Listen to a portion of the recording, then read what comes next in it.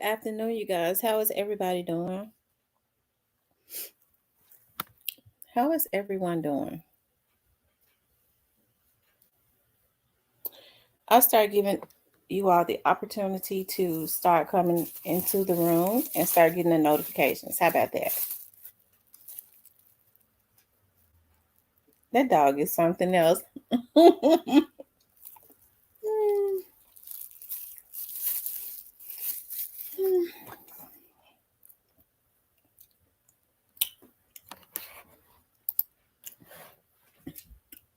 Hey, the real little T. Y'all, I'm so off my diet today. I'm eating a brownie. And it's so good. The real little T, Little Miss Muffin, Ashley, Shirley Jenkins, Shan, Your Choice Towing, Gray Face, Diane Bowens, So Witty, SJ, True Aquarius, Gina, Roberta, Linda, Daddy Bear, Kimberly, Diane, Ambitious One. Shout out to all of my subscribers. All of my moderators are doing a good job. For the most part, all of the people that are in here, on a regular basis, they're very respectful. But we have new people that pop in that like to challenge my moderators. Don't be disrespectful to my moderators because they got my back. Okay? They got my back. Don't be disrespectful. Especially I have subscribers that have been here for a very long time. And people just kind of, new people, a lot of them are good for the most part. But then we have some trolls to come in here. Just no trolls. You come in here being disrespectful to my moderators, to my subscribers, they're gonna block you. Because oftentimes when I'm talking, I'm in another screen. I'm looking somewhere else. I'm checking stuff. I'm checking my systems to see if I'm my security. I'm doing everything. So I don't see everything. That's the reason why I do have moderators, okay? And I think it's good that I don't even get a chance to see a lot of stuff. They take care of it before I do, because it kind of takes me off my subject and I get to cussing folks out.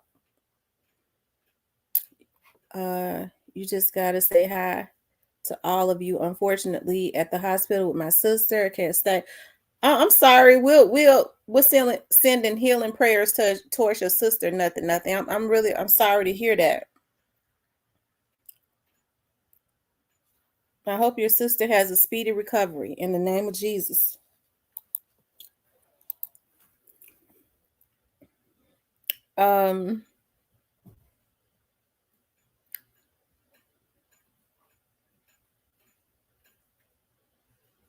We're on the road to 20,000 subscribers. If you would like to, please share the video, of course, so that other people can start subscribing to the channel. Help us promote the video. Make sure you hit the like buttons because it helps to put the video on the algorithm. And comment, that helps to keep the video on the algorithm also. Like, share, subscribe. You would like to donate, you could definitely donate via Cash App, okay? I'm going to start cussing some of these trolls. Okay. When they see they can't come in here and wreak havoc, because it be other vloggers, right? They send their people because there's a lot of mentally ill folks. And we start cussing them out and blocking them, make them make pages. That'll send them back to the nut house. Hey, Miss Linda. Who else is in here? I see Miss Diane. Hey, everybody. You guys, I wanted to come on and talk about, I was looking at some of the news in Memphis. It's really sad. All of the crime, and they're They call themselves doing something as it relates to Beale Street. Ciao. Hey, Cypress. Beale Street is where all the money is made. The white businesses and all of that. So they're trying to incorporate something there immediately.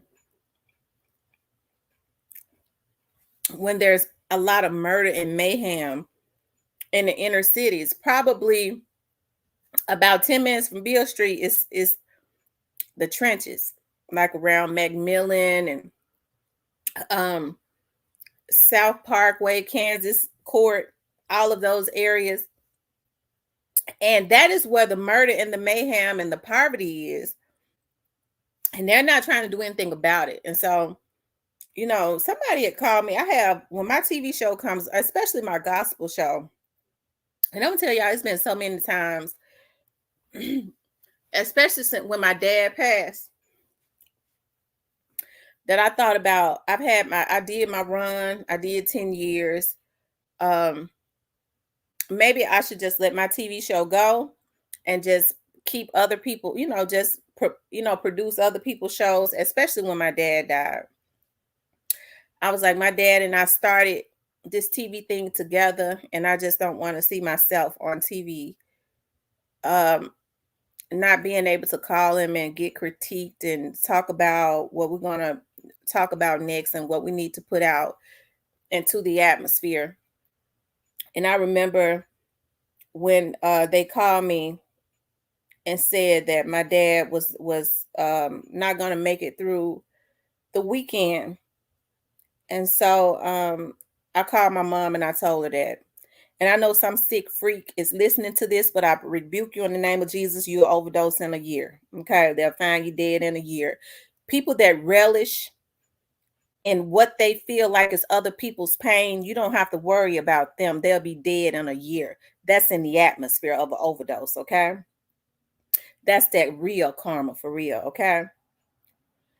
And so it made me, and so I thought about that, and we didn't have some saints to come into agreement with that because it's too many evil people. I get to thinking about how, people always talk about, well, God is a God of love, and God is a God of love, but God is a God of wrath also. And I don't think people know the power. And let me tell you something, evil never overrides good. So you don't really have to worry about voodoo and stuff like that, especially when you're covered in prayer and you have those people those old mothers that's filled with the Spirit of God. So, I mean, people can stand at the grave and go and mix up and hexes and everything that they feel like they need to because they feel like they're supposed to be able to control whatever you got going on. You don't have to worry about that. When you know how people are and what they're into and what they do, you're able to come against that and get people that is really sold out to God to stand in agreement with you. Okay.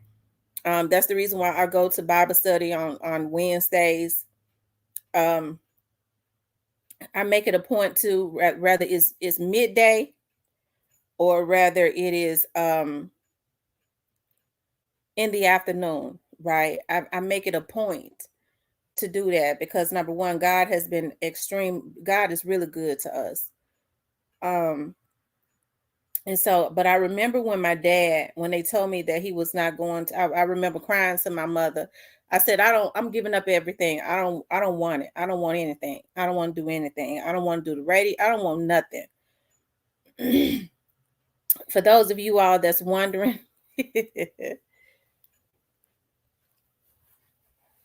I can go do radio now if I wanted to. Okay.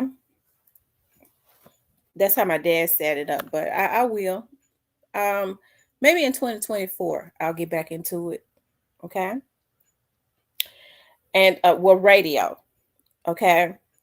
And so when I think about giving it up, my mom was like, why do you think your dad made those sacrifices? Like, why do you think that your dad, out of all things, I got to thinking about how I was sitting at the sheriff's office and I just happened to talk to my dad that day. And I was like, Dad, I'm thinking about getting a TV show. And he said, a TV show? I said, yeah.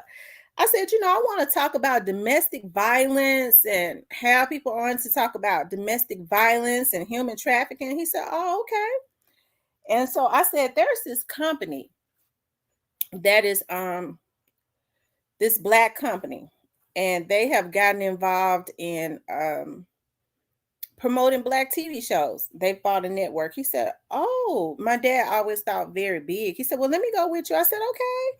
So I didn't know anything about it. I didn't know anything about TV, no production, no nothing. When I first started college, I took theater, and that was short-lived because I got pregnant and my mama was like, okay, you need to take something that you can use because you got that baby, that you'll really be able to use. And I changed my major. And so anyways, I'm just saying this because I feel like I need to inspire somebody. I don't know, maybe it's helping me. And I'm just thinking about how when something is for you, no devil in hell could ever stop it, right? So my dad goes with me, and they're talking about these astronomical prices and things of that nature. And this is how my friend and I became very good friends. This white guy, rich white guy, owned all these bonding companies. And they was like, well, you need to get you some sponsors, this, and that. So on my break at the sheriff's office, I struck out because y'all know all of the bonding companies are downtown. I struck out the first bonding company I go to. I walk in there, this white guy, I just give him this astronomical price, right? And he was like, I was supposed to have a 30-minute show. He was like, oh, okay, I'll pay for it. I didn't know at the time that he liked chocolate women, And but he never came on to me or anything. We ended up having a really good friendship. And he sponsored my show for so many years. And until his girlfriend got jealous and told him to stop. And he stopped for a little while and then started back. It was a good thing that he stopped, because then what I actually started doing was I started going to other people and getting them to sponsor it. It helped me to spread my wings. So God always do everything for a reason, right? And so he ended up teaching me the bonding business and everything, child. Anyways, he has bonding companies everywhere. I mean, down in Millington, down in Atoka, down there with Trayon Owens. It. anyways, so then that did not work out, because once the people with that company saw that I was they got greedy. They kept going up with the price. And so my dad was like, well, why don't you look into, he said, have they bought the whole channel? I said, I think they bought half the channel. He said, if they have bought, I'll buy the other half for you. I said, really? He said, yeah, I'll buy the other half. And if you figure out what to do, y'all, it was hard, trying to figure out the execs. It was super duper hard, because when you're trying to get to execs like that, their numbers are not out there. And one day I heard this person on TV mention a person's name. I said, aha. Of course, y'all know I'm a private investigator, so I got about doing my research, and I came up with the person's personal information. It just so happened to be their son's information, and they gave me the exec's name and stuff. And for some reason, he just kind of took to me, and it fell in my lap. Like I was supposed to get a lawyer immediately, but because he had taken to me, he was like, well, I'm gonna stay on the phone with you and tell you what you need to, because it was like a 30-something page application, how you need to fill everything out. You need to go get a lawyer. You need $2 million worth of insurance. And I'm just taking all this stuff in. So when I told my dad, he was like, okay, you reached out to him. Okay. I mean, just took care of everything. Like it just kind of fell in my lap, And I have to say, like, I didn't know how to do the editing. I didn't know how to do anything. I'm gonna tell y'all how good God is. Like, one day I was reaching out to this company, this soul food company. to see if they wanted to advertise, right? I saw that they had just opened up, and their computer guy was revamping their website and stuff. He was like, well, I'm the computer guy, I'm revamping their website. um I'll give them the message. And then I was like, really? And I was like, he was like, yeah, I do fly. I was like, well, I could. He came over, and I ended up paying for him to do some work for me also. And he taught me everything about editing, like from A to Z. My dad bought all of the cameras. My dad consistently kept me updated. I got so many cameras, it's ridiculous. He kept me updated on newer cameras um, that came out. He was like, all right, Gal, they've upgraded that camera. So I bought you this one and I bought you that. Like, it was awesome. And so I said that to say this, like, people kind of took to me because my dad was already outspoken, already known within the city. So through him, it was easy for me to get politicians, and they paid more attention to me because I was a woman and I was a female Black. And it was easy for him to get people to come over be on my show. So that got people interested in me to see familiar faces from around Memphis. And it was awesome. And so I got to thinking about, like, even now, when I walk into my studio, like my dad's stuff, thanks to Sean for being a member for 6 months, is exactly how he left it. Like, even as we prepare, I just put some new furniture and stuff in there, and one in my side of the office. And even as my sister and I prepare to go to move and go on we're doing something else as it relates to that, something better, thanks to my dad. um I get thinking about, when I talk about maybe I should remove myself from TV. I've been there for 10 years. And whenever my show comes on, I was thinking about that today. God allowed, like, they always call me, my phone always ring off the hook when my TV show comes on. But there was this one person that called today that had never called before, and they kind of went to my TV show because they saw me on the vlog first, right? And it was like, I heard you talk about you had a TV show, so I said I was gonna make sure I checked it out or whatever, and I really enjoyed it. And and he was like, I'm gonna tell you something, I'm an old thug. And he really gave me some encouraging words, and talking about how me keeping them abreast of what's going on in the city, and encouraging them to vote for newer people, and keeping them abreast of what these politicians doing and it's not doing. It really, really encouraged me. Even when I think about leaving, um, God will, there's always a ram in the bush. God will send somebody when to say, no, I think you should keep going. And so I think about, like, being on here, um, how all of it's chaotic on here, right? My mother, and I have to watch myself because of what happened with Black Youngster's brother. Of course, y'all know Black Youngster's cousin is my best friend. I don't know him. I didn't know his brother either, but that's her family.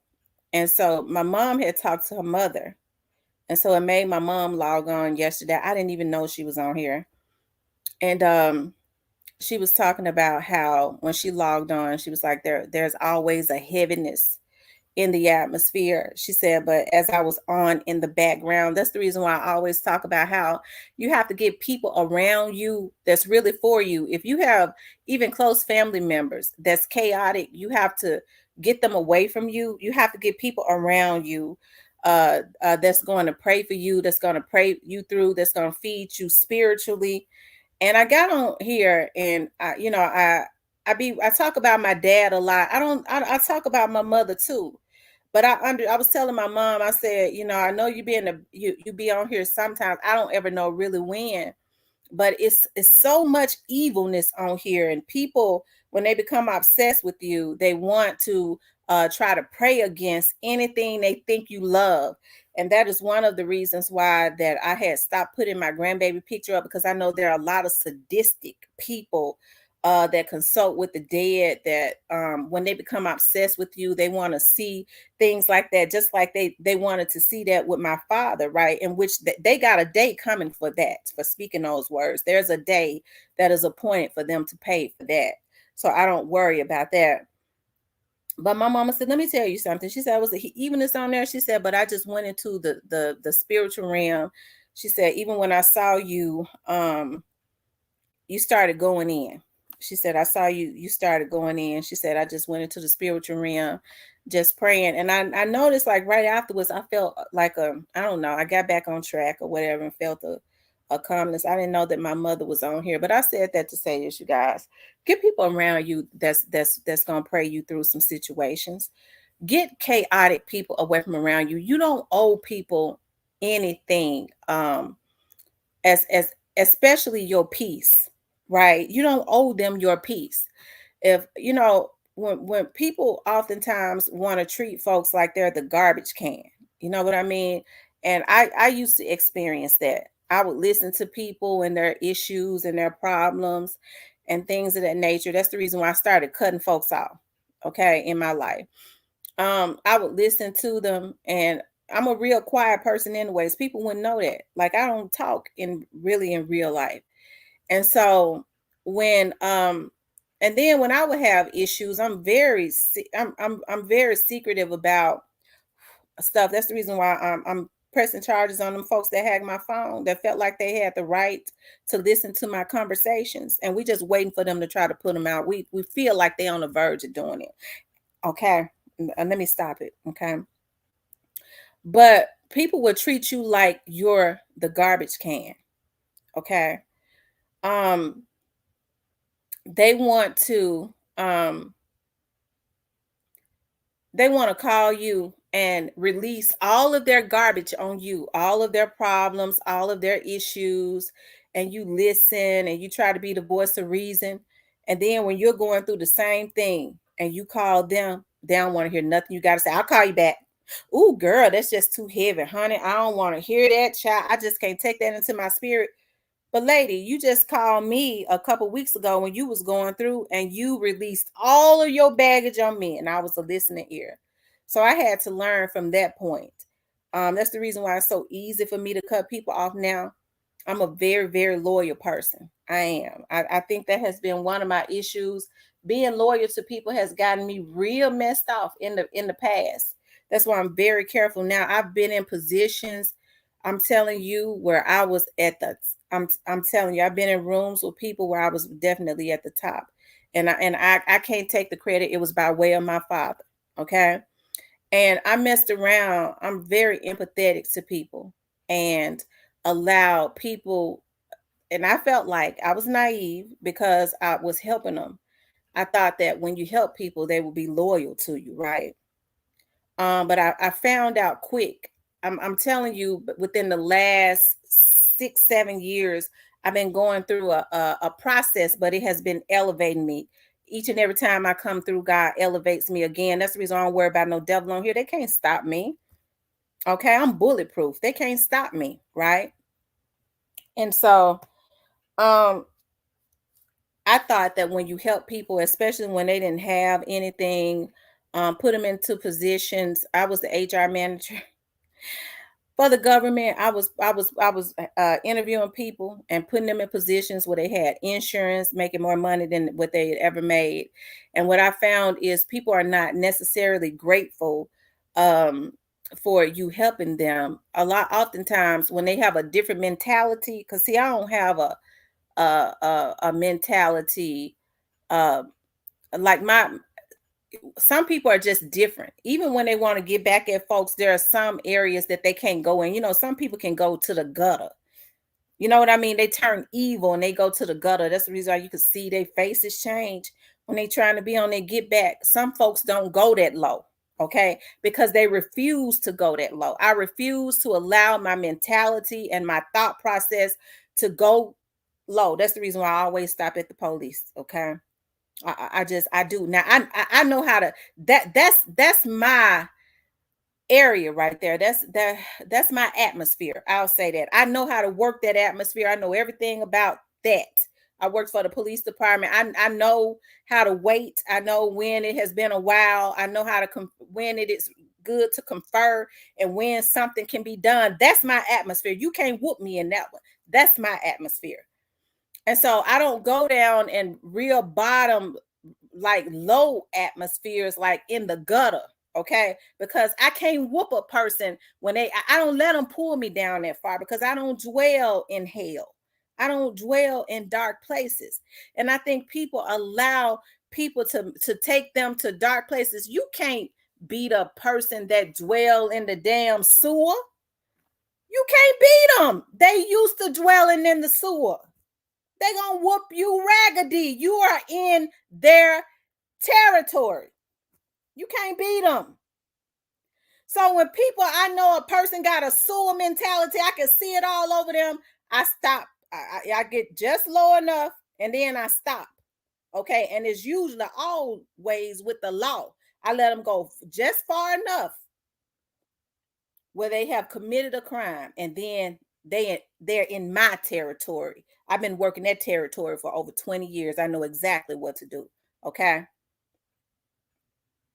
But you have to be very meticulous about people. And I was getting ready to say, I thought when you help people, okay, you know, they would be loyal to you. I was naive. But people will get jealous because you have the favor on your life. You know, the very same people that you helped gave a job that they probably weren't even qualified for. Okay, but giving them an opportunity, she only able to be in that position because of her daddy. Well, now maybe God used it was because of my daddy, but God put me there to give you an opportunity because you could never get an interview, right? So that's the reason why I say you have to be very, very meticulous. Okay. And then when it's time to elevate, God starts opening your eyes and showing you things. And I came back to YouTube. Okay. I came with a mission, and I'm kind of glad that everything happened. I was talking to somebody today. I'm glad everything has been happening the way that it has been happening from start to finish. Everything since I came back, because there was a purpose for it. You know, at first I didn't know why it was happening to me, but now I understand the assignment, right? I understand the assignment, and I think, you know, hey, it doesn't do nothing but elevate me. But I get to thinking about everything that we go through. It's not even necessarily about us, okay? Oftentimes it's about helping other people. Some people don't know what to do. They don't know how to do it. Okay. And then oftentimes it stops with you. And I think all of this stuff, as far as all of these crimes that have been going on the internet and things of that nature, people didn't pay attention to it, or they couldn't say anything because they was caught up in some. Everybody knew something on each other. Okay, if I say something, I was doing a little something in this, we might tell on each other. I'm not caught up in nothing, right? So I feel like it stops now, because believe it or not, all of that shit is out, right? It's all out, and it's all is. I get to think it's all very. It was all very unnecessary, but necessary, because what happens is when you go through, God starts to elevate you, right? You know, when you get to thinking about, you know, why people don't like me, I ain't did nothing to them. Why they lying on me? I ain't did nothing to them. That's all a part of the process, right? If you want to be elevated, you got to get used to people just telling outlandish lies on you, right? You got to know how to conduct yourself when you run up on somebody, because new levels bring new devils. When you run up on somebody, and you, especially if you're a nice looking woman, somebody become obsessed with you, and oftentimes people don't know how to handle their obsessions. They know that whatever it is that's going through their mind is never going to manifest. Okay, so it becomes something dark and evil, right? And so God allows you to go through that, because it may be another demon when you get to your another level that might have more power than that devil, that obsessive devil, and you will know how to handle that. You have to think about everything happens for a reason, right? But I'm going back to when I think about leaving, because I came back to YouTube for a reason, and my reason was, okay, I was getting my YouTube channel started to do something else to go on a bigger level as far as like I'm partnered with some more people, okay, that I don't want to talk about. But as far as human trafficking, okay, and cold cases and things of that nature, right? And um that was the only reason why I came back. But God allowed me to have an interest in the young dogs case, something I normally probably would have had an interest in after it was over, and that was probably like commentating on it after it was over or something. But God allowed me to take a real strong interest in it for a reason.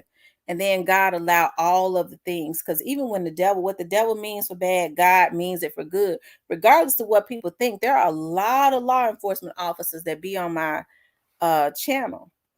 Okay. And when I was screaming on every rooftop because I was going through some stuff, especially when my dad was sick.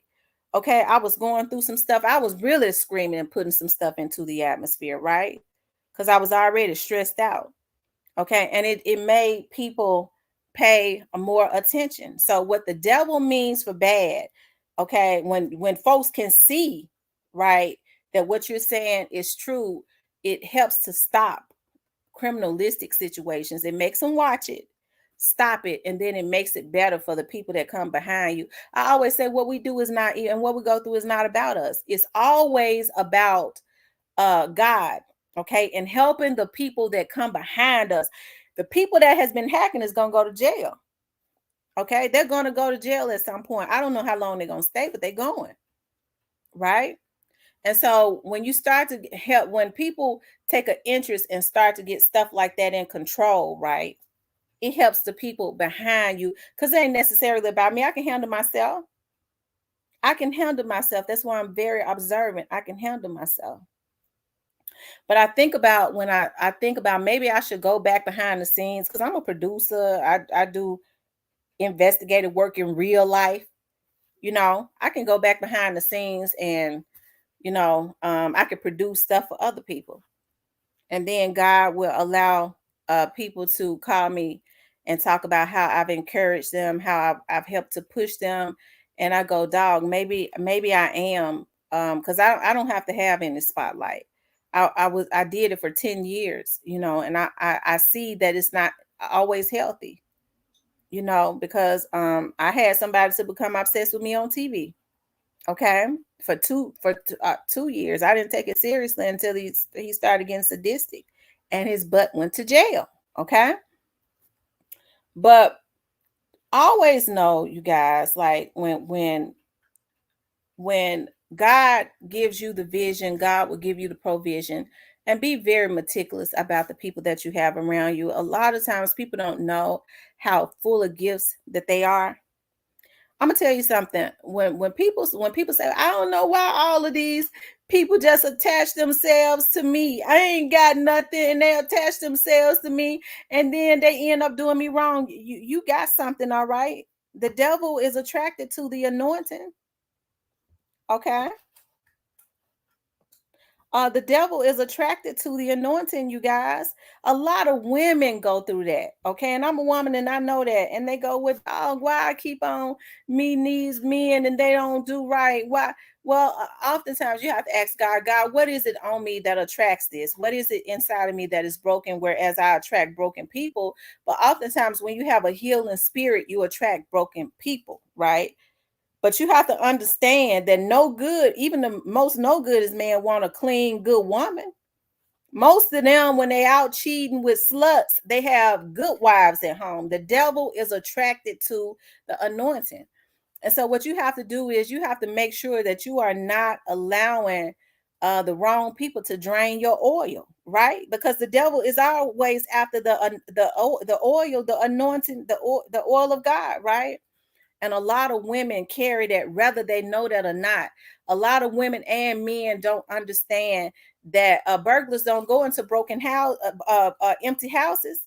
So oftentimes when people are attacking you, when people are trying to attach themselves to you to try to get something from you, and you don't even understand, it is because you're full of something that you hadn't even recognized. And so what you need to do is You need to ask God, God, show me who I am, so that you can recognize who you are, because we were all born with some type of gift. Right? How people choose to use it, that's on them. But we were all born with some type of gifts. That's the reason why I don't have a jealous spirit. I might be a lot of things, but one thing I've never been is a jealous hearted person. That's because I understand that I have those gifts on the inside of me. I have an originality that nobody else have, and God gave me my assignment. I'm not trying to be nobody else. I'm not trying to step into nobody else's lane. I am not trying to work their assignment.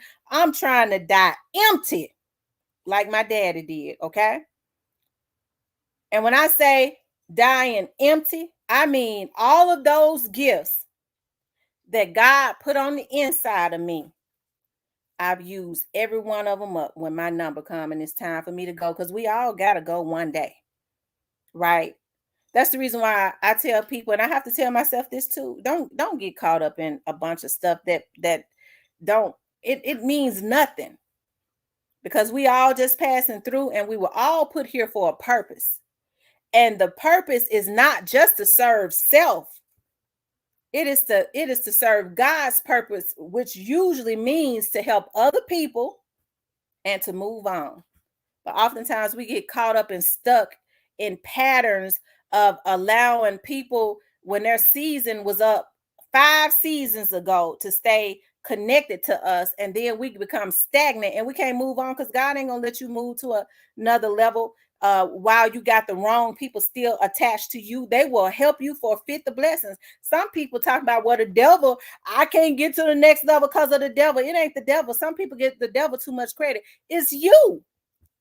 It's you can't let go of old patterns that no longer serve you. Okay. I hear people say, well, God just, honors marriages. And I believe God honors marriages. But some of these folks walking around here married to somebody that they was never even supposed to be married to. They was lusting. Okay. And they got caught up in that sexual demon, got them caught up. And now they're sitting up trying to figure out why things ain't working out and holding God responsible when God was never in it. Okay. So some people don't know how they caught up in patterns, and God got all these blessings for them. Okay. And they caught up in patterns and caught up in situations that they were supposed to have left 5 seasons ago. And God is not going to bless you just for a no good person, whether it's a man or a woman or whoever, family members or whoever that's still connected to you, he could get you to that next level for them to help fulfill it. Blessings don't come for somebody else to fulfill it. That's the reason why some people say, child, as soon as I got that person out my life, I left that stuff alone. I got my new house. I got my new car. Girl, I got me a new man. I got me a new wife. I started getting this child. I decided to go on back to school and finish my education. That's because when you start letting go of those things that was supposed to be gone 5 seasons ago, your mind ain't boggled up no more, okay? And then God can pour out his spirit inside of you, and you can start remembering those things that God had put into your spirit anyways, okay? And those ideas start flowing like rivers of flowing water, okay? That's because those bad energies are no longer attached to you. People feel like just because folks have been in their lives for many, many years, and just because they're family members, that they ain't jealous of them, okay? There are some things that you can't even tell your family members. I talk about Joseph in the Bible. Look at what his brothers did to him. Because people will because especially if they don't know who they are, okay, they will become jealous and try. Look at what people do on here. Let's just take YouTube for an example. We're going to use YouTube for an example. We see how people work with hackers to try and sabotage people. We see how people work to try and hate on other people. They can't even focus on what they got going on. Okay, just like Joseph's brothers did him. That Joseph was gifted in dreams and told his brothers that God was going to make him king over a nation, right? And his brothers didn't know who they were, his own blood brothers. And they threw him into the pit. They thought that they were forfeited. But when God says it, a devil in hell can't stop it. That's the reason why I don't worry about these devils. When folks start sending me messages talking about what these devils and said, no devil on here can stop. They could stop themselves. If they knew the type of prayers that I had around me, they would be scared of me. I'm telling you now, because that evil and that witchcraft and all that, I get to laughing sometimes because a lot of people sell wolf tickets. Okay, when they get the barking, that stuff don't scare me because I know who I am and whose I am, and no devil in hell could ever stop it. Okay, God will start exposing everything around that devil that's helping them to do it. It's happening now. So that's the reason why you have to put your faith in the right person. Okay, and that is God. I don't put my faith in man, because I know man, they change their mind instantly. People disappoint you all day, every day. You can't get mad at them because they got a right to do it. They mere man. But when I put my faith in God and I keep my eyes on God, guess what? I don't have no disappointments. Even when folks say, well, I said I was going to do it, but I done changed my mind. I go, okay. Okay. Because see, I done been whoop cat raggedy before, y'all. Right. And so I don't want to walk into no doors that ain't for me. Okay. But you have to be careful about who you tell your dreams to, whether it's family members. I don't care how close they are. Because what they'll do is they'll become jealous and try and throw you into the furnace of affliction because they don't know who they are. Like I said, look at what's going on YouTube. You have people that hire hackers. You have people that set people up. That anytime you spend your money on hackers, okay, because you want to try to get something on somebody and sabotage somebody, that's a sick individual. And the only reason they do it, I don't care what they say, it's because they think it's going to stop you. A devil in hell can't stop you when it's already been predestined. They can stop themselves. It's a lot of people in their grave because they thought they was going to stop the plan of God. Okay? If God says that's final.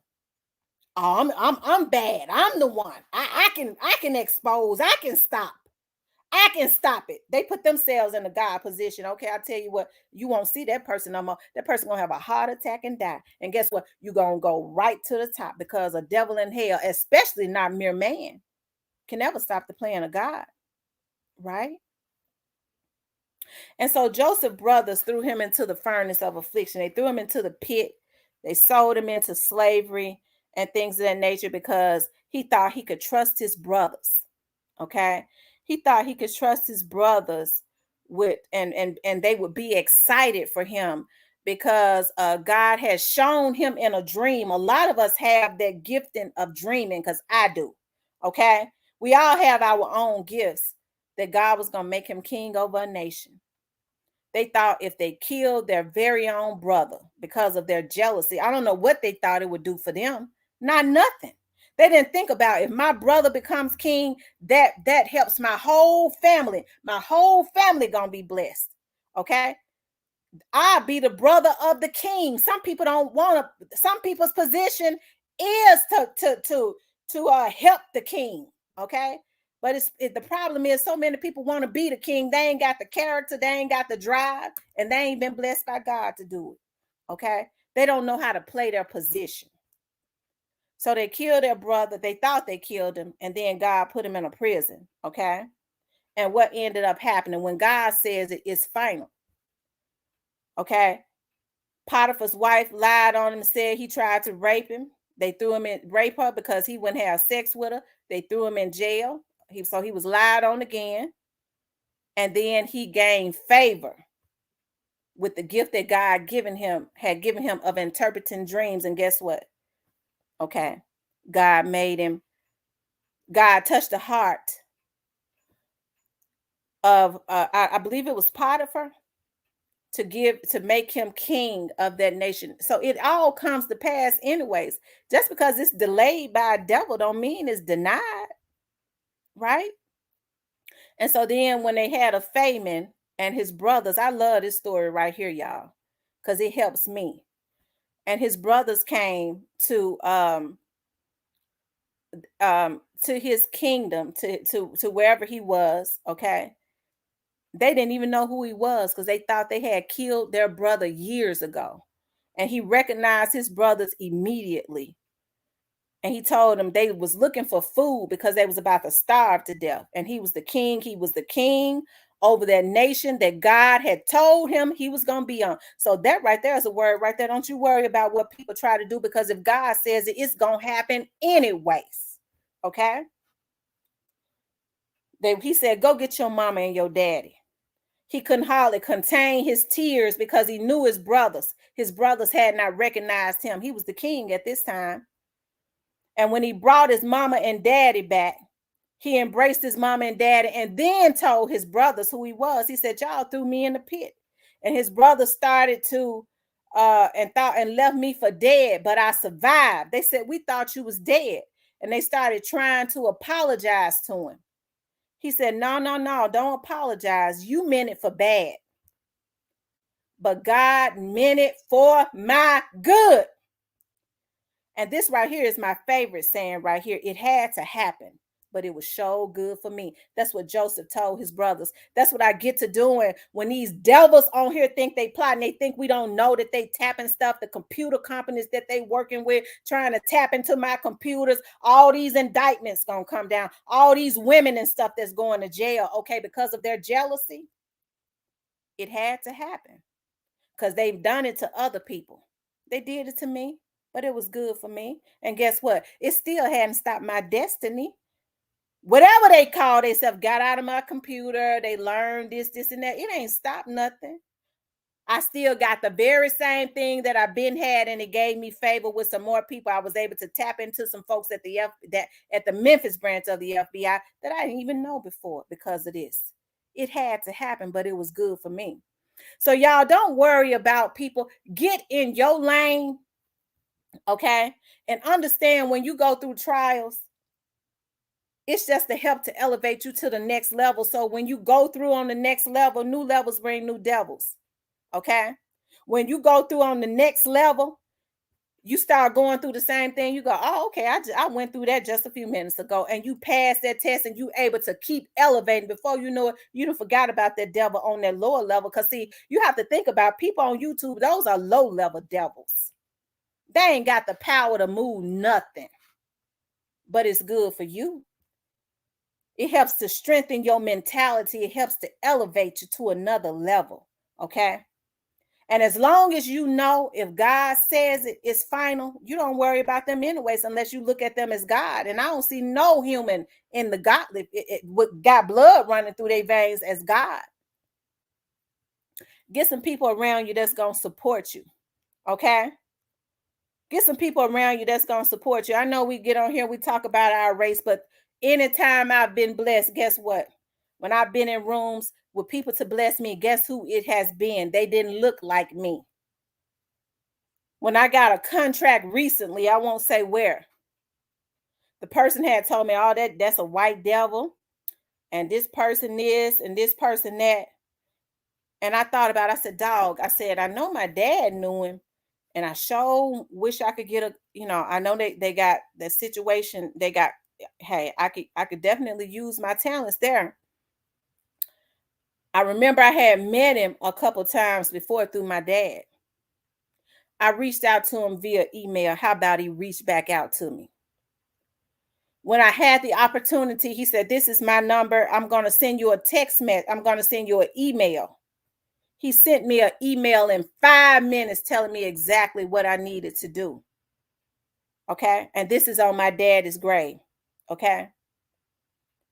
When he sent me that email, I filled it out. Then a black man called me. He said, you ought to be happy. You a lucky girl. Look at you. I can tell you smiling on the other end of the phone. Guess what? That black man helped me. But guess who initiated it? He helped me because that white man, I had favor with him. You have to let God, you have to watch what you say. And everybody that look like you ain't going to give you favor. All your favor don't come from people that look like you. Okay?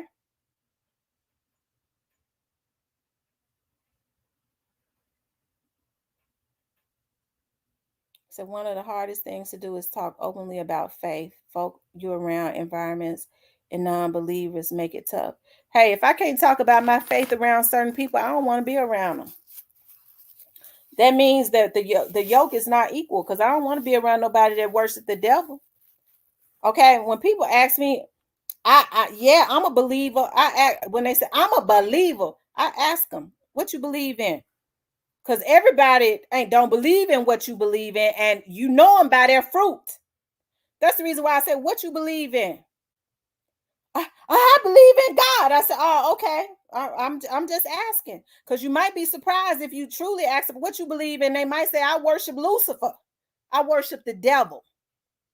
You better start making sure that you are equally yoked with these people. Okay? Folks feel like just because they think they know a person that they equally yoked. That's the problem. You ain't equally yoked.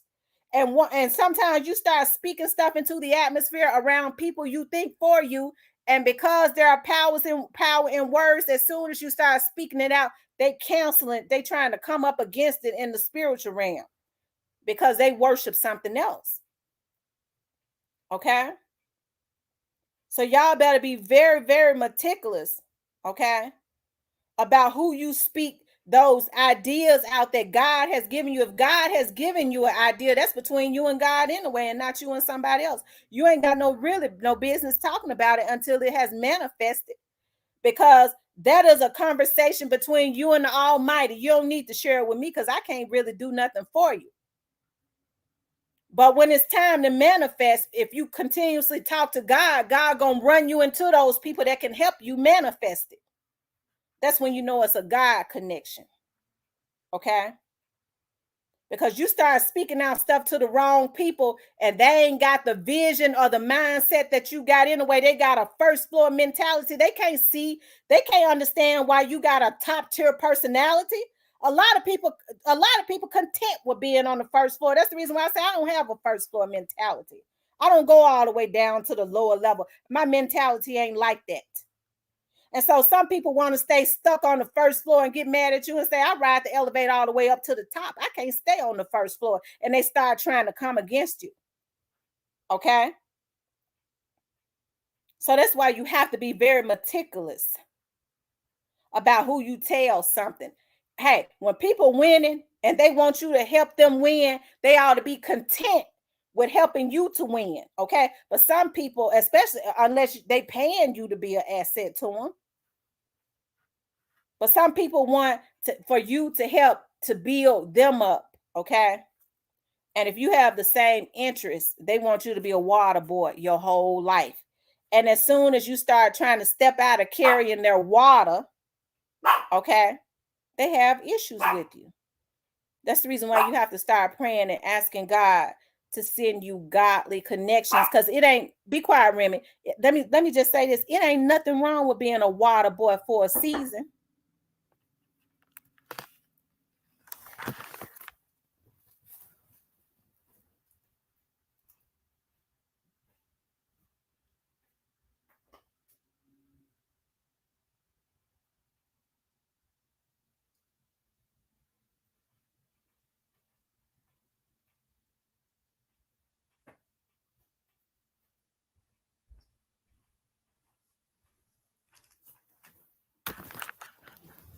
Hold on, y'all. Okay. It ain't nothing wrong with being a water boy for a season. Okay.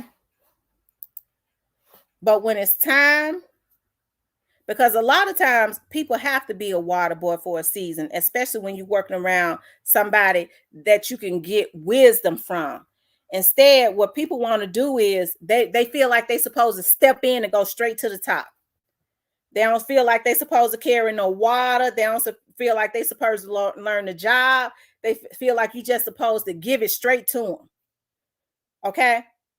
It ain't nothing wrong with pouring coffee and being a water boy. That's how people are able to get out, to listen, get into rooms and listen to the people at the top and gain some wisdom and some knowledge.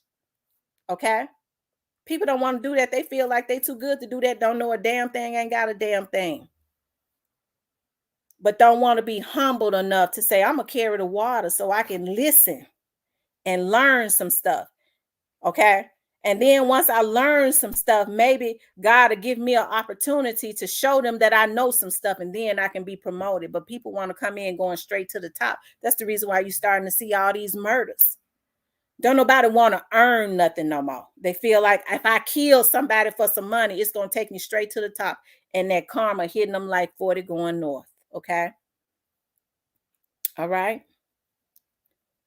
I ain't get on here to preach, y'all. I got on here to talk about they're saying they calling Memphis a lawless city, and rappers and cliques are taking each other out. I don't know why I got into that. And when I started talking, stuff started going through my mind and stuff. But when God gives you something, don't stop. I was great to say my dad. Let me finish saying this. When I got my TV network, okay, my dad bought everything. Okay, he bought me everything. God, he said, I'm gonna be retiring real soon. And I would like to go into business with you on that. I said, really? I said, yeah. He said, I tell you what, you learn the business and I buy everything you need. Okay. I still got the best computers, the best cameras, the best everything. Okay. And then God fixed it where that company that was on that station ended up didn't make it. And guess what happened? My dad bought the whole damn network and I own every piece of it. Okay. Every piece of it. When it's for you, that's the reason why I say YouTube don't make me. I've been doing this. I'm not gonna fight for crumbs. I got advertisement and sponsors from my TV show. And guess what? I don't dot nobody's door to nobody's job. That's the reason why I can be on here as long as I want to. When I'm at my office working, I can be on here, and I do be. Because that's how my dad has set it up. Okay. And so when people were sending me messages talking about you talked about this one last year and your daddy dead this year, we went into the spiritual realm. We're going to see where they're going to be in next year. They really in a bad position this year. They don't even know it. He down there at that grave. We gave him a great home going. Guess what? He died empty. Every gift he had on the inside of him, he used it. He helped the Memphis community for over 30 years. He would open up a girly soul food restaurant and feed the whole damn Memphis. Everybody walked in there that wanted to eat for Thanksgiving and for Christmas with his own money. That's what he did. And so I stick my chest out proud. He better than he better dead than some of these folks is breathing. I stick my chest out proud when somebody say, ain't you Rick's daughter? I go, uh-huh. Girl, your daddy sure made a difference. If your daddy was still here, if he wasn't here, he hadn't got sick, a lot of this stuff wouldn't be going on, girl. Keep on doing. Your daddy was a good man. He helped us for over 30 years. Your daddy helped. My grandmother's house was falling down. Your dad and them helped to rebuild a whole house in South Memphis. That makes me stick my chest out. These niggas that was sending me them messages that's got to pay for sending me them messages, he better than them dead than they could ever be alive. They'll never amount up to him, even in the grave. Okay? But when you are obsessed with a person, okay, that's the type of stuff you do. Okay? That's the type of stuff you do. And so when they come at me, like my mama was saying, she said, people, them folks don't know you. So when they come at you, just like you stick your chest out when they say what the stuff your daddy did and how your daddy helped the community, you better stick your chest out even more, knowing that God got something for you, because they can see something on you that you ain't seen yet. Because they don't know you. Okay? And so we know when the devil gets jealous and they can see something on you, they get about trying to stop it and they still can't stop it. You think a $500-600 YouTube check a month gonna make me? When I get $4,000-6,000 in advertisement from my TV show a month, y'all got the game twisted. And it's election season. I'm gonna double that in half.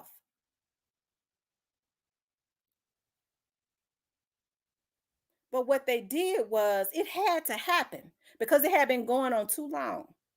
so that the right people could see what was going on YouTube. God used me. God used me. I didn't know why, but God used me. And it stops with me. And I can promise you that. Somebody was saying the other day, yeah, you know, some of these folks think they smarter than us. And that's the reason why we got to stop. And the same thing they said about Black Youngster. When Black Youngster was sitting up talking about a motherfucker say my name, or they say he said a nigga say my name, play with my name, a nigga call my name or something. The investigator was saying, he said, a nigga call my name, or the only reason why a nigga ain't dead or something because I ain't called it. They said at that point they knew that they're gonna let me stop, okay? Because let me stop. Okay. Anyway, y'all, let's move on, okay?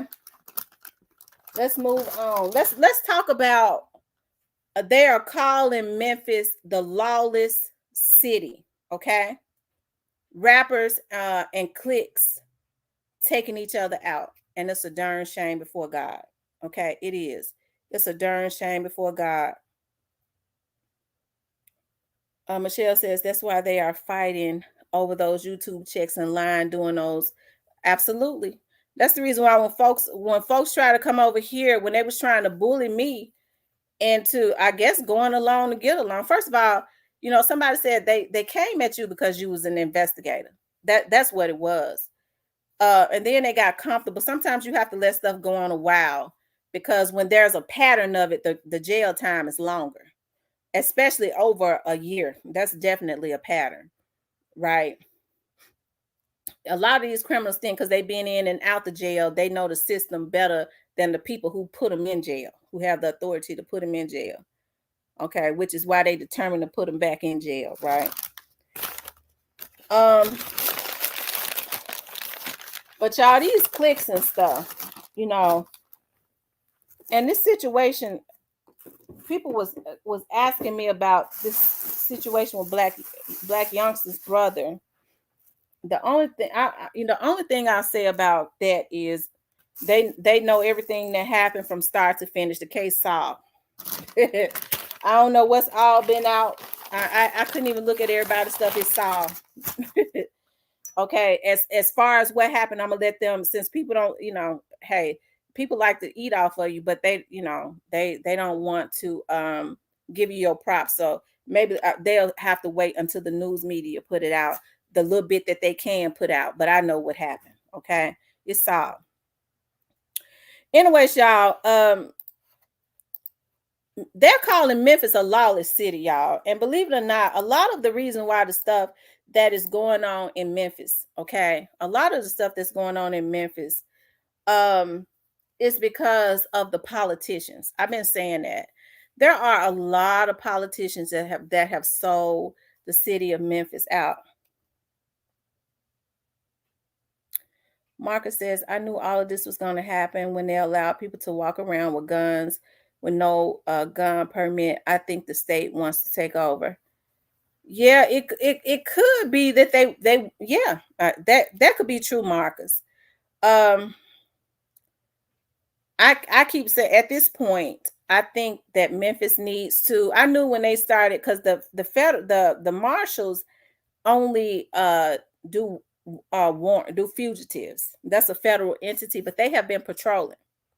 So I felt like when I saw that, the state troopers are ran by the governor. Okay, they answer to the governor. Okay, they answer to the governor. The state troopers do. So that's the reason why the state troopers don't play. Chief Davis don't run them. Miss Kitty, I think you got something that's open. Bacteria should now melt. Miss Kitty, I think you got something. We echoing. I'm going. Hold up. I got to move out the room. Watch out. And I know y'all don't think it's important to y'all, but it's important to me. And I'm tired of y'all doing that. It's important to me.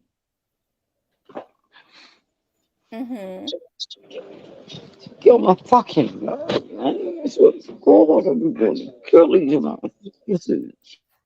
Okay. And when I started seeing the state troopers, and they said that the marshals was patrolling, I said, okay, what they're doing is they're putting in those entities, because after that, now I knew at that point they was going to go to the military. The next thing is the National Guard.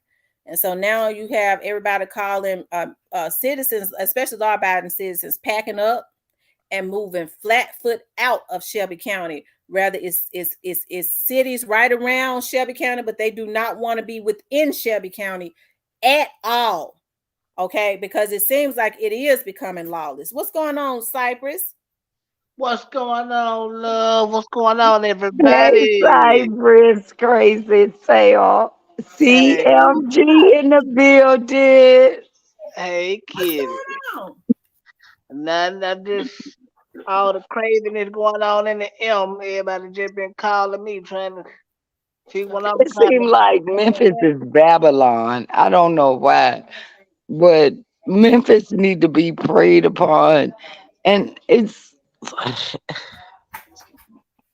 Sound like they need you up there, kitty. I'm scared of for the old people and the women and the kids. That's all I'm scared of. If y'all want to kill each other, shoot each other up, die. If that's what y'all want to do, because I'm tired of praying. I'm tired of wishing. I'm tired of hoping. Kill each other up. But leave the women and the kids and the old people alone. That's right. That's right, Mickey. You right. Hey, London. Hey, Michelle. What's up, Grissom Hardaway? Shout out to So Cypress, everybody. Why you all get to see everything and I don't get to see everything? Oh no, you probably got you probably got to get click comment or something. yeah, you gotta click on the comments and let. What's up, Steven? How y'all doing? How y'all doing? I'm doing good. I'm gonna let What's y'all. up? I mean, I noticed that. I know. I think Cypress was talking. I didn't want to interrupt him, so I know the topic. I'm just listening to him. But yeah, Memphis been messed up for years. Like Memphis been done. Unless the military goes in and clean it up, it's over. Cause the politicians ain't shit. Mm-hmm. That's Cause true. when What you you got? What you think about this, Steven? Uh, is it a lawless city? No. It is it a city that probably has a lot of It's loose. like Baltimore, man. Is it a city that has a lot of loose restrictions on weaponry? Possibly. I do see that a lot of states, and this is maybe something Memphis can adopt. I know California is introducing. I forgot what it's called. I had it. Something that they believe will curb gun violence. They have this 4-point plan to where it's increasing the age limit of people who can buy guns, providing Exactly. providing universal background checks, and making the laws a lot more strict. So if you get caught with these guns, you're gonna face a lot more. You know you can buy guns from Walmart, right? Go ahead, Miss Kitty. You got it. No, I'm just saying, you know you can buy guns from Walmart. It shouldn't be that easy. It shouldn't be that easy. Let him finish, Miss Kitty. What I was getting ready to say is now, Stephen, what is the crime like down there in Birmingham? Like, are you all having the same issues? Well, I mean, actually, we are having some issues that I wasn't privy to. I know the other day somebody actually tried to take out a politician. I'm not sure why. Oh, damn. No, we don't in Birmingham. There are certain parts of Birmingham that are bad, and that's where the police come in. But we're understaffed in the Birmingham Police Department. Other police departments, they're not understaffed. So we have a lot of problems. We just don't have as many murders. We just got a lot of crime. You get what I'm saying? We might have 1 or 2 homicides, maybe three or 4 a month, I believe. But they curb that because the mayor, once again, he's creating incentives for people to stay out of trouble, and they're very hard on crime down here. Because the governor Kay Ivey, she's a hardcore Republican. So people are afraid, but that doesn't scare a lot of people who come up in certain neighborhoods because all they know is breaking the law. So it can be difficult sometimes. Memphis is more I don't want to say the politicians. I don't know what it is. I think it's just when you have kids who grew up in a gang culture, gang society from so early, then that's all that, and it's literally, and I correct me if I'm wrong. Burn.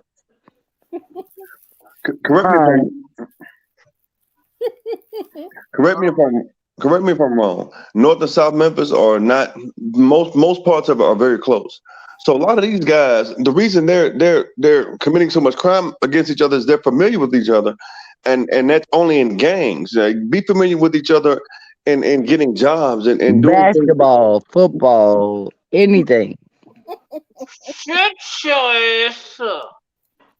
No, Cypress, you all right? Cypress, you're fake snake, twist, turby, toppy ass. You agree on one thing with Dolph, and then your ass go the other way with goddamn GMF. Let's let Steven finish. Now, what was you saying? I don't know. I don't remember. You I'm know. sorry. I forget when people interrupt me. I'm sorry. I got bipolar. I'm sorry. Now, you said the gun laws in the state of Alabama is different. Oh yeah. Well, I don't know if they're different. They're just more. It's when we get guns, it's a little bit more difficult to get guns. Even when you're not felons, it's hard. But I think making these background checks more universal and lengthening the time where you have to wait. Mhm. I ain't say nothing. I just said, Hey,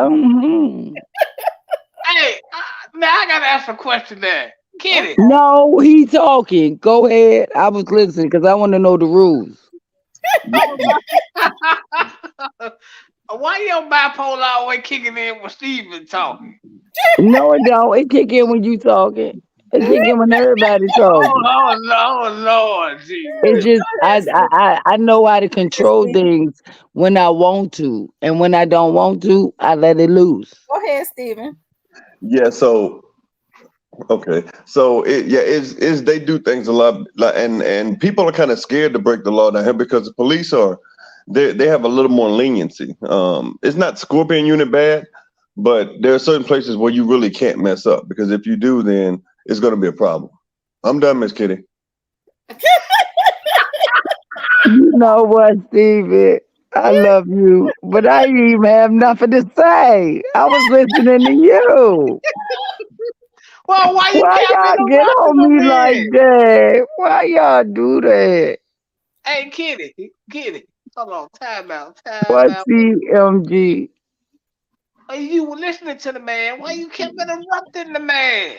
I was listening to him. That's why I shut the fuck up. But I No, got you weren't. bipolar. See, when y'all hear one thing in your mind, I hear 12.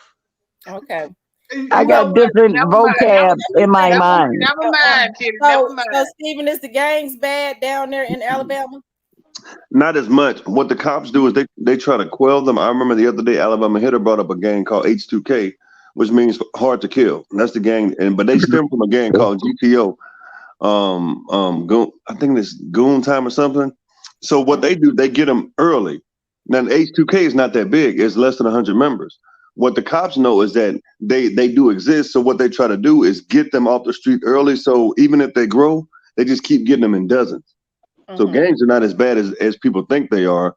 It's just the old and our OGs are different too. They when people got money, they didn't let their kids get out there and be stupid. Not for the most part. Even in the hood, they just didn't. So gangs are not as prevalent as they are in other places. Okay. So it's different. My thing is, what is we gonna do to make this stop? You hear quite a bit about what's that, Mobile, but you don't really hear a lot about Alabama Birmingham and other cities within Alabama. Yeah, it can be bad. Like it's not perfect down here or great. Our issue more is when people get in office. Those are the real criminals because they always getting in trouble. Politicians are always in trouble, almost every day, and it's like, golly, y'all can't just stop doing this stuff. But what we do is we get them out. We just go ahead and get them out. Right, and that's what's not happening in Memphis. They just keep voting based on name recognition. Yeah. Yeah, because that's all they know. even if they're not doing anything. Shan says, I have a friend that lives in Travis, what is all you with know? documented mental health issues, and she has a gun. She should have never got her license. Right. Yeah, saying I don't know how she got it. But yeah, they try to Yeah, get rid but of they it. won't give me one. I mean, Miss Kitty, I think that's probably best for humanity that you not have a weapon. Oh, don't worry about that, baby. I'm straight. Believe you me. I believe you. But Miss T, let me ask you. Now up there, when I listen to y'all talk about politics, I kind of steer clear of that. So it's election season, as you alluded to. Now the people running for mayor, the top two in your eyes candidates are who, and who do you think would make the best actual mayor that would help Memphis? I don't even pay attention to them Oh because man, every time they come here, they promise us a lot of You things. ain't And from when Memphis, they get you that elected, they Memphis. don't do none of that stuff. Miss Kitty, We I'm talking about got Memphis. rats. When I tell you we got Lord rats, have they mercy. look like big cats. And Okay, they chase us around the house. Miss They Kitty, outside. What? Miss Kitty, I'm talking about Memphis. I'm talking about Memphis. Oh, I don't live in Memphis. No, no, I'm that's why from I was asking Miss Baltimore. T. That's why I was asking Miss T. Oh my Oh, I God. did you say a cat. I'm sorry. I think Mayor Harrington would be good. He's going to clean up the crime, Okay. and he used to be the mayor before. I think Harrington would be. So what about the sheriff? Isn't the sheriff running now? He don't He that bad. She said, mm. let me just be What you quiet. gotta say? He ain't worth a hill of bean. He ain't worth a hill of bean, man. He wasn't he didn't as the When sheriff Trump came down here, as he the made a sheriff joke. He put control, some cheese on his head, as the knowing that sheriff rats run control, this city. as the And he sheriff thought it was a joke, control. and it wasn't a joke. Miss Kitty. Um. Oh, Yeah, as a sheriff, he was controlled, and he did whatever they told him to do, which was nothing, because he could have allowed the deputy sheriffs to patrol within the city limits, and hired more deputy sheriffs and helped the crime within Memphis, but they told him not to do it. The white power brokers, and they fined him, and they're finding him now, so he'll be even worse mayor because he do whatever they say do, so Okay. he wouldn't help at all. Okay. right. The Harrington will tell you get the hell out of my office. Yeah, Boy, Harrington, wow. He's a and gangster. crime was under control when he was in office. Because people went to work. People went to When work. we was down here, me and my mama was on the train. Trump was in. He had a speech. The niggas had guns out there ready to kill him. I say, y'all think them people in regular clothes, y'all better not try nothing with Trump. But I'm telling you, the rats is so bad down here. They run the That, bro. city. The what, Miss Kitty? They run the What run city. the city? Rats. He had cheese. He had The cheese rats. on the top of his head. The Oh my rat? You talking about the rodents? They're not. No, they're not little rodents. They are big cats, but they're rats. Right. So When they okay. when they See. So come out, this they chase you. You don't run. You don't have to run. You can, but you can shoot them away. They run the city. You talking Lord. about Right. Okay. rats? Yes, The yes, Yeah. yes. Right. They look What? like the New York rats. They're big and they look like the New York. They look They like little big cats. That's how big. rats, and they don't run Right. from you. They're not scared of you. Right. Right. So When so you try T. to run at them, they run at you. Absolutely. Okay. So Miss Okay. T. So Oh my God. what's your point? What you said? So this sheriff is running from May. So I'm not gonna ask how You breaking up, it's baby. more that You you breaking all up, Stephen? believe.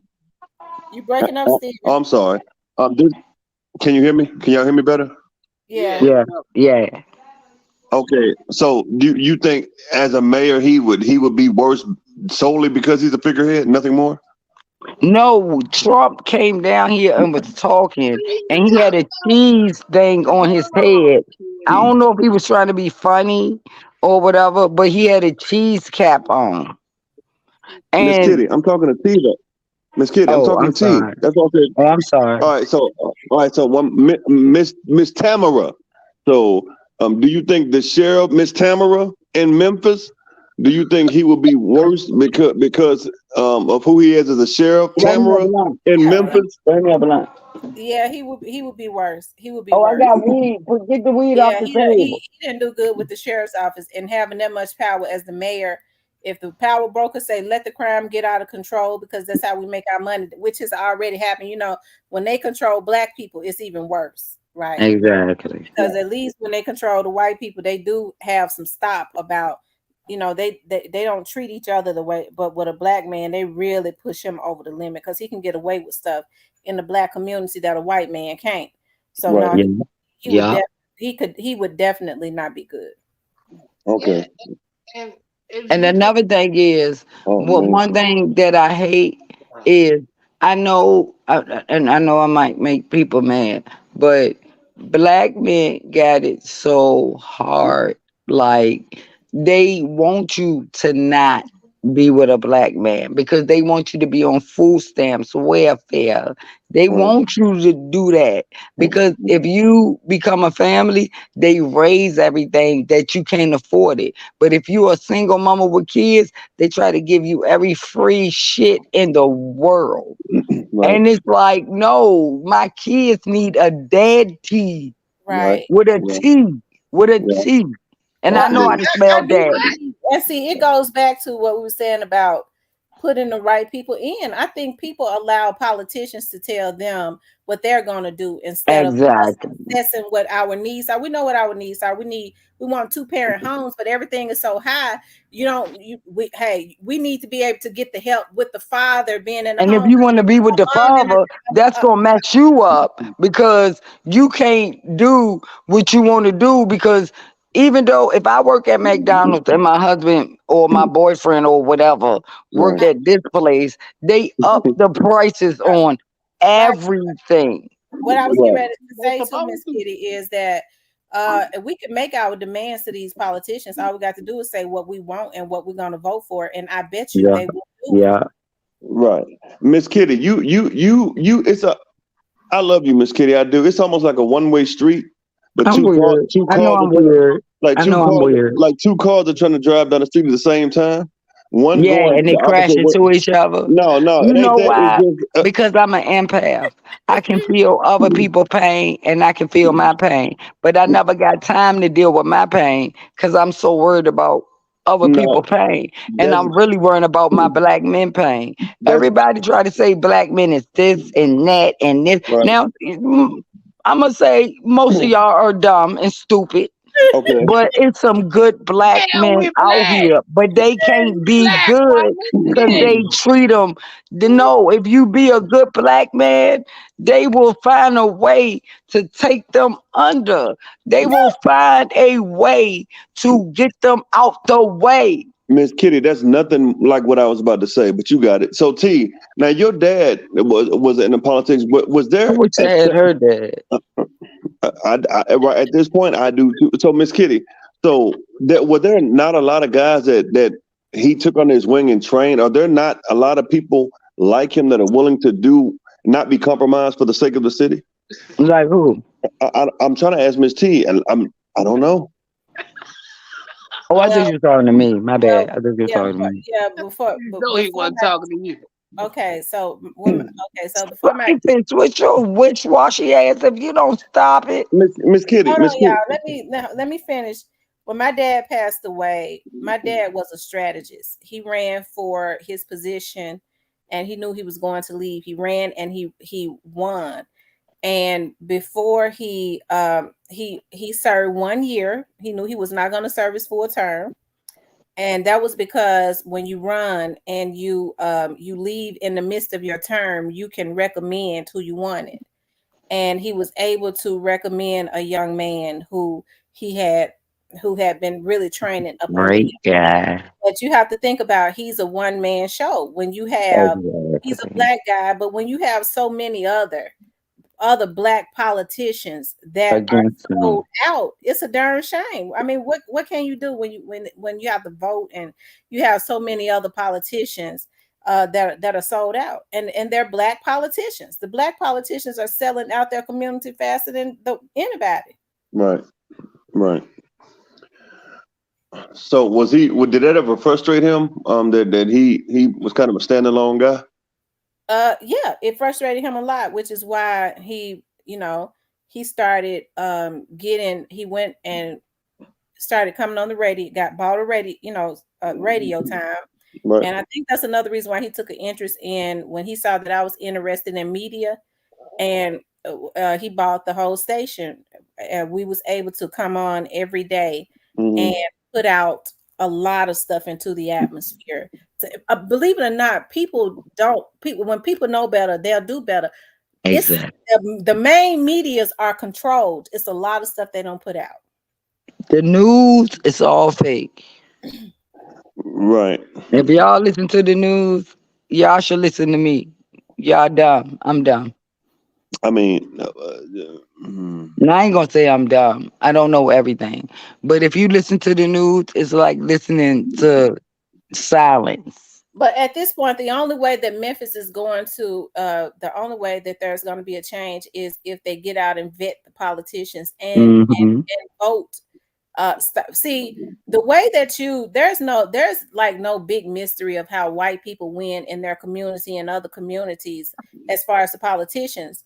They vet the politician, and then when they call them in, because I've been in Republicans, I did some work for the Republicans this last election as far as video work and stuff, and I sat in their meetings and stuff with them.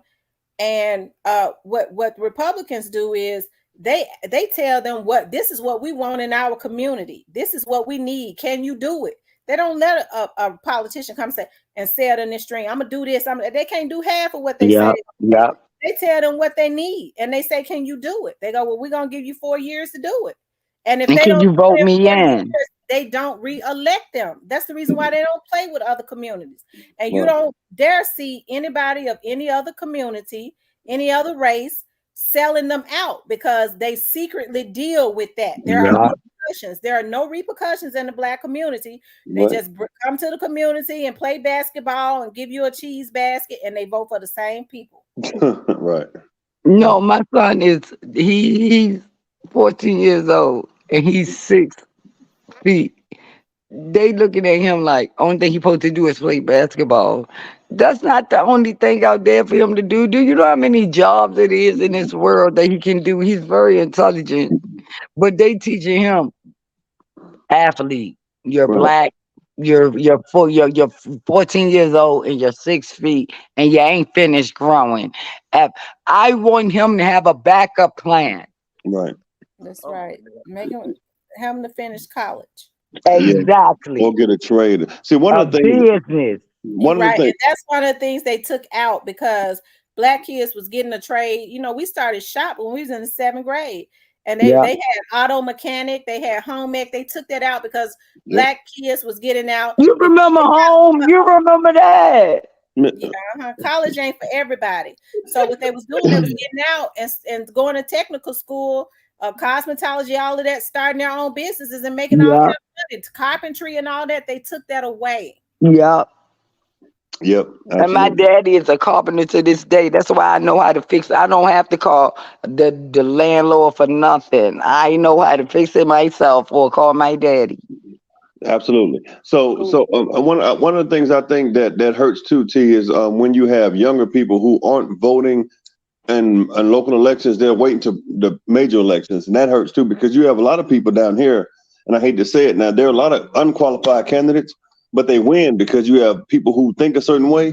Exactly. I'm going to vote for this person based off the strength of their political affiliation, as opposed to who's the best candidate, and that can hurt a lot of people too. That's bad. Look at what's going on in Houston with the Princes. See, what happens is people, when you're out of sight, you're out of mind. Right. And so what these politicians do, especially in Houston, they know the Princes got money. So what they do is they go to the Princes and they flood them with money from their friends. They get their those rappers down there to give their campaigns all of this money, and they're able to buy all of that advertisement on TV. A good politician might not have the money, to buy all of that, to be seen, to buy all of that advertising on TV, to be seen in certain places and things of that nature. And as a result, when people give you all that money to your campaign, what you gonna do? You're gonna do what they say do. You owe them favors, and that is what is going on in Houston. Yeah. Yeah. And look at what's going on in Houston now. Overall, how the city is bad all around, and they're thriving as a society, but they're going backwards based on how they act. Eventually, like gentrification is going to be rampant in Houston. Right. So I was watching this Mocha Fest down there, and that's just, it's a lot of places where a lot of black people are. We get to the point where we are like, look at Atlanta. We're there, we're doing good, but sometimes our mentality is there too, which makes it bad. Because I'm sorry to cut you off, but No, you're did y'all not. ever No, you're hear not. about the stories about all the black rich cities we had is underwater and they are lakes now? Yeah, I've heard. We got a few in Alabama that are underwater. No, it's not a few. I read 32 and they said it's more than that. Well, I didn't know They about killed 30. the whole city of black people. They living by themselves. Y'all say y'all want us out y'all way, and we move. And when we start doing good, it's always a white motherfucker screaming. He did screaming. I didn't mean to cuss. Yeah, you It's did. always a white person saying he tried to rape me, and then they slaughter the whole city and they bury it under a lake. Most lakes are made under there are black cities, Right. I do. intelligent cities that we had money. Our buildings was good. Our money was good. Our banks was good. Mm-hmm. You keep saying you want us gone, but y'all keep. Look, I'm gonna just be quiet, okay? Okay. Because I'm getting a little bit. Okay. What was I getting ready to say? I'm I'm pretty sure. Miss Kitty, what was she getting ready to say? No, because Oh Lord. we are special. We are the people. We are.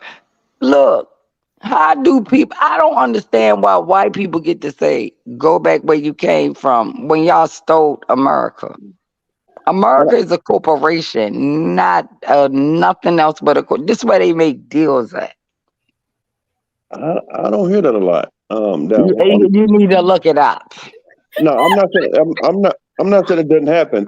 And believe it or not, Miss Kitty, down here, because one of the things I do is I work in a restaurant / bar / club on the weekends, and white people show me more love sometimes than anybody else. They not like No, they I'm black. not saying they bad because I got good white people as friends. I got Jewish. I'm in touch with everybody. Everybody's Absolutely. not bad. I But understand. my thing is, it's the people that want us gone. But then when we move and do something good, you want to rip it away from us. Right now, I agree with that, but I'm just alluding to what you know. What you got it. It's just all right. It hurts. It hurts. I seen that little boy walking with his little brother out of the dust that they didn't drop bombs on. You can't take that image out my mind, and y'all can look it up and you will see it. He's holding his brother, and this is from Wall Street. He's holding his dead brother, walking out the dust barefooted, and don't know where his parents Right. is, don't know nothing. Y'all say y'all want to get rid of us, but y'all need us here, because without us, y'all can't do nothing. We created everything. Mm-hmm. Right. Amen. And so what I was trying to say, what Stephen was saying is that he received more love from white people. I was going to say a lot of the biggest contracts I've had is because white people gave me Some of them feel guilty. that could be true. Man, When I I walked mean, into rooms with yeah. black people, they found every reason not to. And Did you then, hear about the little and boy? then, I don't know if y'all heard about the story about the little boy and that they say killed the I'm two pretty sure you about to tell me. 12-year-old girls. and then wanted to give the contract to a white person, Exactly. and they wanted to get a contract to a white person, and then said, "I'm gonna help you out by having them to subcontract you. Absolutely not. I do all the work. You get a contract to them and they subcontract me and pay me crumbs. I think not. That's what Black people have done. They feel like a lot of Black people still have that mentality that whatever is white is right. But walk into a room with a white person, I'm gonna give you a chance and you get the contract and I'll give it to you. Do me a favor, look in the dictionary and look up white and black. White means pure, black means darkness. Oh my God. No, white and black are not colors. They're hues. They're not colors. They're not even colors. Exactly. But yeah, T, what I knew it was coming.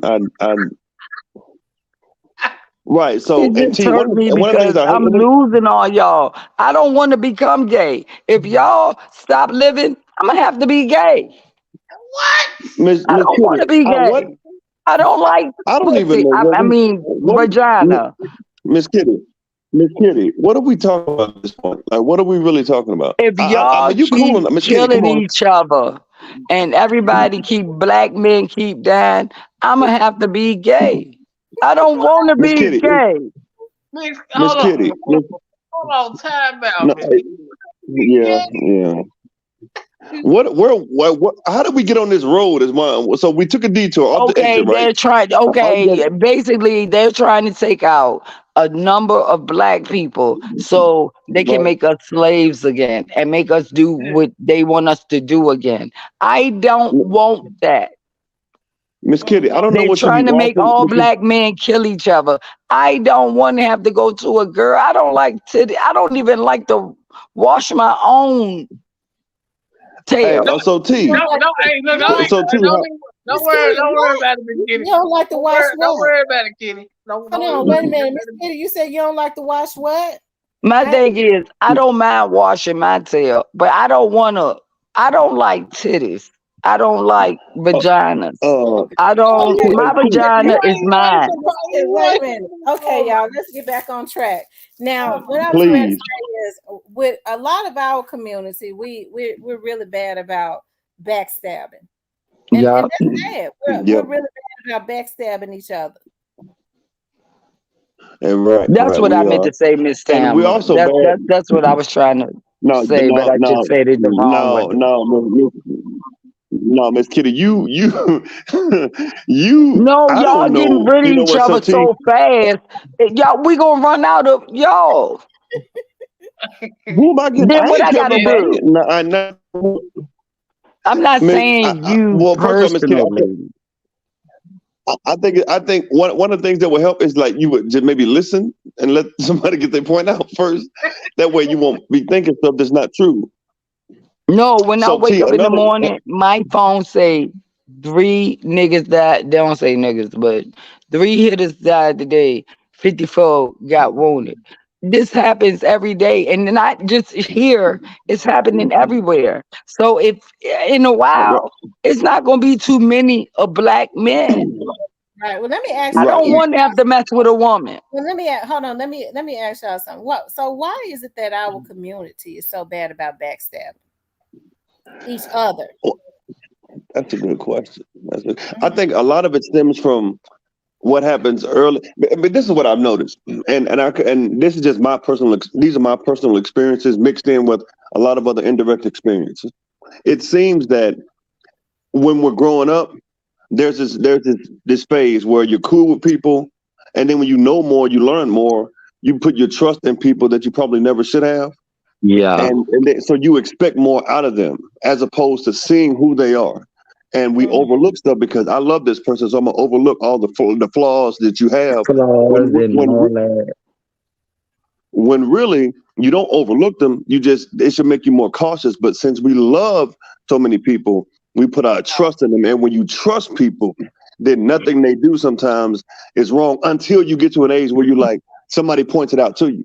Because when you're on the inside looking out, you can't see it, but from somebody from the outside looking in, it's like, well, this person's not good for you. And a lot of times what we also do is we tend to hate the people that are telling you about people around you, as opposed to listening to them. Like, okay, well, this person doesn't hate me. They're telling me what I'm not seeing in the first place. And then we condition ourselves to be, okay, well, this person really cares about me. So they got one time to cross me. and then it turns into 2 times, and then it turns into, well, don't cross me a certain way. You get what I'm saying? When it should be right. I agree. You go ahead. I'm agreeing. My bad. When it should just really be one time and that's it. But we love people so much to where you want to see the good in them, but you can see the good in somebody. It exists, but you can also see who they really are. And instead of just taking people at what they show you, we take them as who we saw them as when they were younger. Well, this is my friend for such and such years. Okay, that don't mean nothing. That people change. Your friendship might change. You just might not see it yet. And we do that a lot. Don't. Go ahead, Ms. King. Go ahead. No, I'm just saying, mine don't. So why do other people do? Like, I just can't understand why we feel comfortable killing each other. I don't understand. I will never understand why that is comfortable. I'm listening. Don't cry, Miss Kitty. Yeah, cry, Miss Kitty. That's like no. Let me stop. No, I don't think you, Miss Kitty. I think you kind of respond differently when there's no weed in your system. I know it's not that. I got 5 black brothers. One died off of cancer. One got life. Like, I love my black men. I love black men. Y'all is making it hard.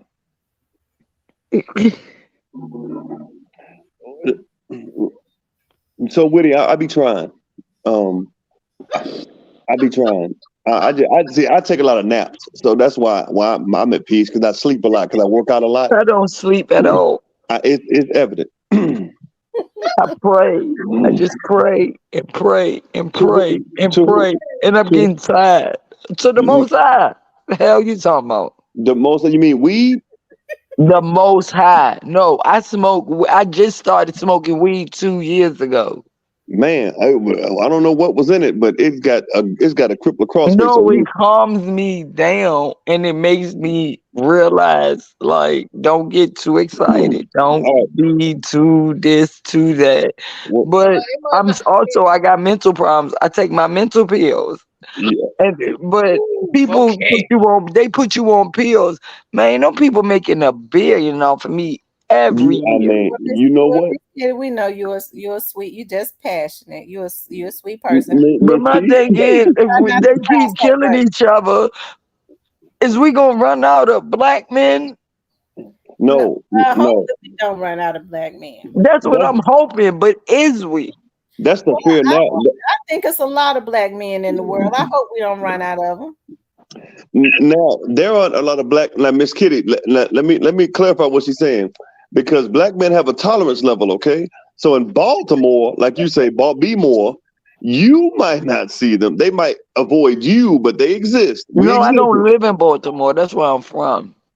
Oh, you don't? Okay, right. You don't. You live in the DMV area? I live where I live at. Okay, understood. So I think the black men are going to be here. Like, that's one of the fears now, is that I think in the last 10 years the rate of black men over Caucasian men is different. There's a lot less. But they're making us kill each other so y'all can go down low, so it won't be no soldiers to fight when the war come on, because it's going to be a war, a spiritual war. A spiritual war, huh? And we need y'all. Right, but if y'all keep killing each other, y'all just killing off more soldiers. Miss Kitty, it's gonna be fine. I can promise. I'm not God. I can't foresee the future. No, you just made me feel happy when you just said that.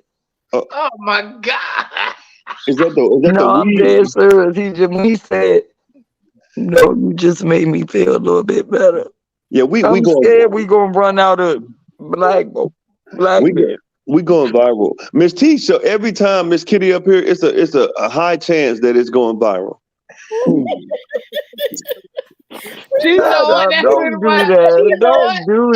Don't do that, please. But no, I'm very sensitive. I got a black son. You gotta understand. I got a black son. Hell, we black. My mom has but 3 black that's my son. Thank you, Tanya. Thank you for the $2. Yeah, So is my son gonna have to fight this war, or he gonna win this war, or he like I gotta look out for him. Miss Kitty, I normally don't say smoke some weed. Just smoke some weed. I'm about to. I'm rolling now. No, go. Okay, finish the weed. No, I don't need no. I'm dead serious. I think about this all day, every day. Like, how many of y'all, if you got 5 dudes rolling down the block and killing 12 dudes, like the math is not mathing. Mm-hmm. If you got 20 niggas and you killing, like, it's not mathing. Right. So, Miss T, how's your day? I just don't want to be more of them than us, cause we gonna lose. Miss T, did you do some walking today? Run out of black men. Yeah. How you doing? Hold on, Chastity. How you doing? Hey, yeah, who child? Yes, ma'am. How Yeah. you doing? How y'all doing? Doing good. Chastity, tread lightly. Please don't walk over landmine. Just stick to the script. See, And please, I'm begging you. Lord, Ronnie Howard says, I'm from Baltimore City. I feel where she's coming from. So evidently a lot of black men are losing their lives in Baltimore. Absolutely. Not even Baltimore. Look at Memphis. Look at Baltimore. Look at Mississippi. I'm not just talking about one place. I'm talking about around the world. Mm-hmm. And they think it's cool to kill each other over a rap, over something stupid. They don't see the big picture. Chassie, what do you think about them calling Memphis the lawless city? I believe it. It's to the point now to where it starts at the home. My parents are teachers, and they see every day how you can't expect a child or like to grow up to be even a young adult and act right and be a positive, productive citizen when they weren't even being taught to be that way at home. I bet. Mm-hmm. Right. So it's just it's sad because we don't come together, and it starts like in the family. You have so much tension within the family, and there's no focus on mental health in the black community, and that plays a huge role in it too, I feel.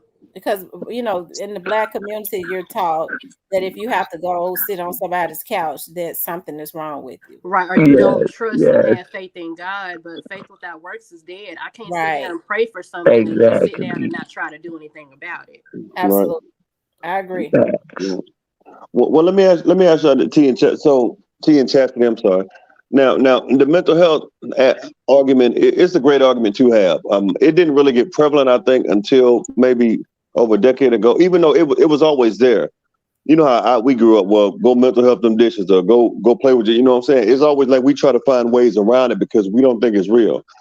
When I look at this generation, just this generation, there's a great sect of kids who are really just spoiled. You get what I'm saying? Oh, yeah. And our generation has made it to where we the things we grew up with or without are the things we want to make sure our kids have. But when we didn't really need it to be great people. Exactly. But we keep giving our this new generation stuff, and with the stuff we're giving them is spoiling them to where they think that if you go again like whoopings.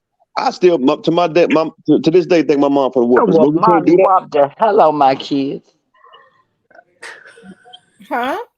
Right. Molly whopped the hell out of my kids. We believe it, but that's just like certain things that we had in our generation that we were fine. Yeah. Now, so this generation is looked at as a mental health thing when it's really just not all, but a great number of kids are just spoiled. You get what I'm saying? And when so when you tell them no, it's like, well, it's a mental health thing. It's really not. It's just that we've given them too much of what we didn't have that didn't shape us. They believe that they need certain things to shape them when it's really not. Like, for instance, you can tell them to go outside and play. They don't even know what go outside and play means. I know what it means. They want to play on the computer. They want to play on their game. They want to do this and do that. So it's not always a mental. I think mental health can be used as a scapegoat or an excuse when it's really not. when it's not a mental health thing, it's just this person is spoiled thing. Now, once again, I'm not arguing against you. Oh I'm just no, saying in the black community, I think we've gotten to the point where we We don't look at raising some little bitches. so to speak. So we don't look. It's not a Cosby Show type of raising. It's more of a Full House type of raising. You get what I'm saying? Yeah, I agree with that to a certain extent. I feel like a lot of that is because the parents, you got the 60s, 70s, 80s, even 50s parents that grew up around so much trauma. And it revolved, a lot of that had to do with what they didn't have. And Right. so they're bringing up these kids trying to give them everything. So to your point, trying to give them everything instead of healing what was wrong with them, and No, then you need raising to their tell them why kids you're in giving a them these things, and you need to learn how to take them away when their Miss ass get yeah, disrespectful. yeah. Kitty, Miss Kitty, let her Take finish. it away. Miss Kitty, let her let her. So yeah. Miss Uh, Kitty, let her finish. so I done almost lost my train of thought. Hey, join the club, man. But How you doing, OG Snake Spider? How you doing, Miss T? Salute to the panel. What's hey, up, how you man? doing? Hello. Have you been listening to the conversation? Yeah, I've been listening. And so what you think? Yes. I think where we went wrong is how the government manipulated us as a people as a whole. Hmm. And I think that when they made the men leave the house, they didn't realize the women Yeah. didn't realize that now they would need us more than ever because now these kids are got out of control. They don't even listen to their mama no more. Yeah. You talking Well, about no, I Memphis can't too? say that. You believe that about Memphis that made them that had a direct tie to them being a Shit, lawless my city? kids, they don't listen to me. I mean, what day are we talking about, Miss Kitty? Oh, you heard me? I ain't even had the phone to my mouth. Yes, you did. Yes, you did, Miss Kitty. No, I put it to the side. I just Oh, got a deep ass voice. My thing is, this is Now, when we talk my about that, total thing. we talk You about got to that start crabs with in the your barrel kids when they're mentality, in your stomach. I right? used to say, Now, when we talk about that crabs in the barrel mentality, I think that's something that we got to start tackling within the black community, because absolutely.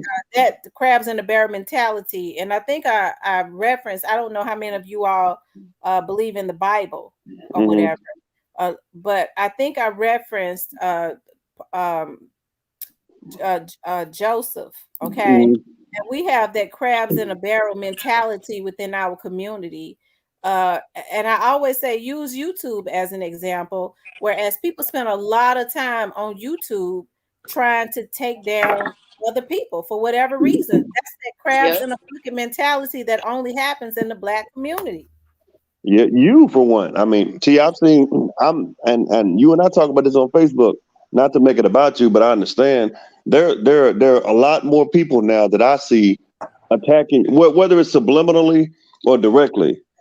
And I've never heard you tell anybody to not listen to other people's panels ever. But when it comes to you, it's like, well, they got all kind of nicknames for you. And I'm not gonna say up here. And I'll comment. I'm like, what is she doing to you? How is she stopping your viewership? How is she stopping your money? If you want to talk about her, I mean, do that, but at least have something valid. We're to the point where a lot of us are like, okay, well, I want to see you succeed, but not more than what I've made up in my mind. So you can get to a certain level, but after that, that's enough because some people feel like you're gonna leave them behind, or you're just doing stuff that they haven't do. And I don't think you've ever created a platform to where you said, "Well, I'm a keep my recipe to myself and not give it to anybody." As you always shout out player Cole, you shout out other player people, and it's almost like the people that go after you, I'm pretty sure they can reach out to you and y'all can talk. But it's like, well, T done got this, T done got that. So in their minds, they say she's got too big headed. When you ain't even like that. But they made up in their mind that they don't like you for no reason whatsoever. And that's what frustrates, man. That's how we are as people. You can get so successful till it's like, okay, well, either you're gonna leave me behind or you're doing more than what I can do. And I'm jealous and envious. And that's And, not and we cool. and we so brainwashed as a people, we too busy competing with each other when all the other races think we ain't shit. So Yeah, how stupid do that look? It look yeah. dumb And as they help hell. each other all the time. They are always, we're the only race of people We the only that ones that ain't don't got the come right yet. together and build each other up. Right. I agree with you. Absolutely. Absolutely. But y'all go to these other panels and listen to how they dog T out sometimes. I mean, it'd just be out of nowhere too. I'd be like, dang, really? Like you got 10,000 people on your like she ain't stopping these people from coming. Then you get all these cash apps. She ain't said nothing about that, but you attack her like that. Small people attack other people. Small minded people attack other people too. When you got big ideas and big goals, you don't worry about other stuff. And that's something T said to me today. I ain't worried about them folks. They gonna keep talking about you. We don't even bring them up over here. And a lot of people chasing the dollar. They know drama sell. They know Yep. that. That's why they doing that. So they starting fake beef, running plays, calling out bloggers just to gain attention, Yep. just for views and clout. That's what it's all about, man. Right. Lies there because Just they gotta wake up and see this, man. It's clear as day now. Because they don't have any original thoughts. And when you don't have an original thought, you Exactly. And have Miss T to got that start hot something tea, drama. that hot, good piping tea, and it's facts. Yeah, it be green tea sometimes, but it's still tea. I'm just messing with you, Tim. It's all good.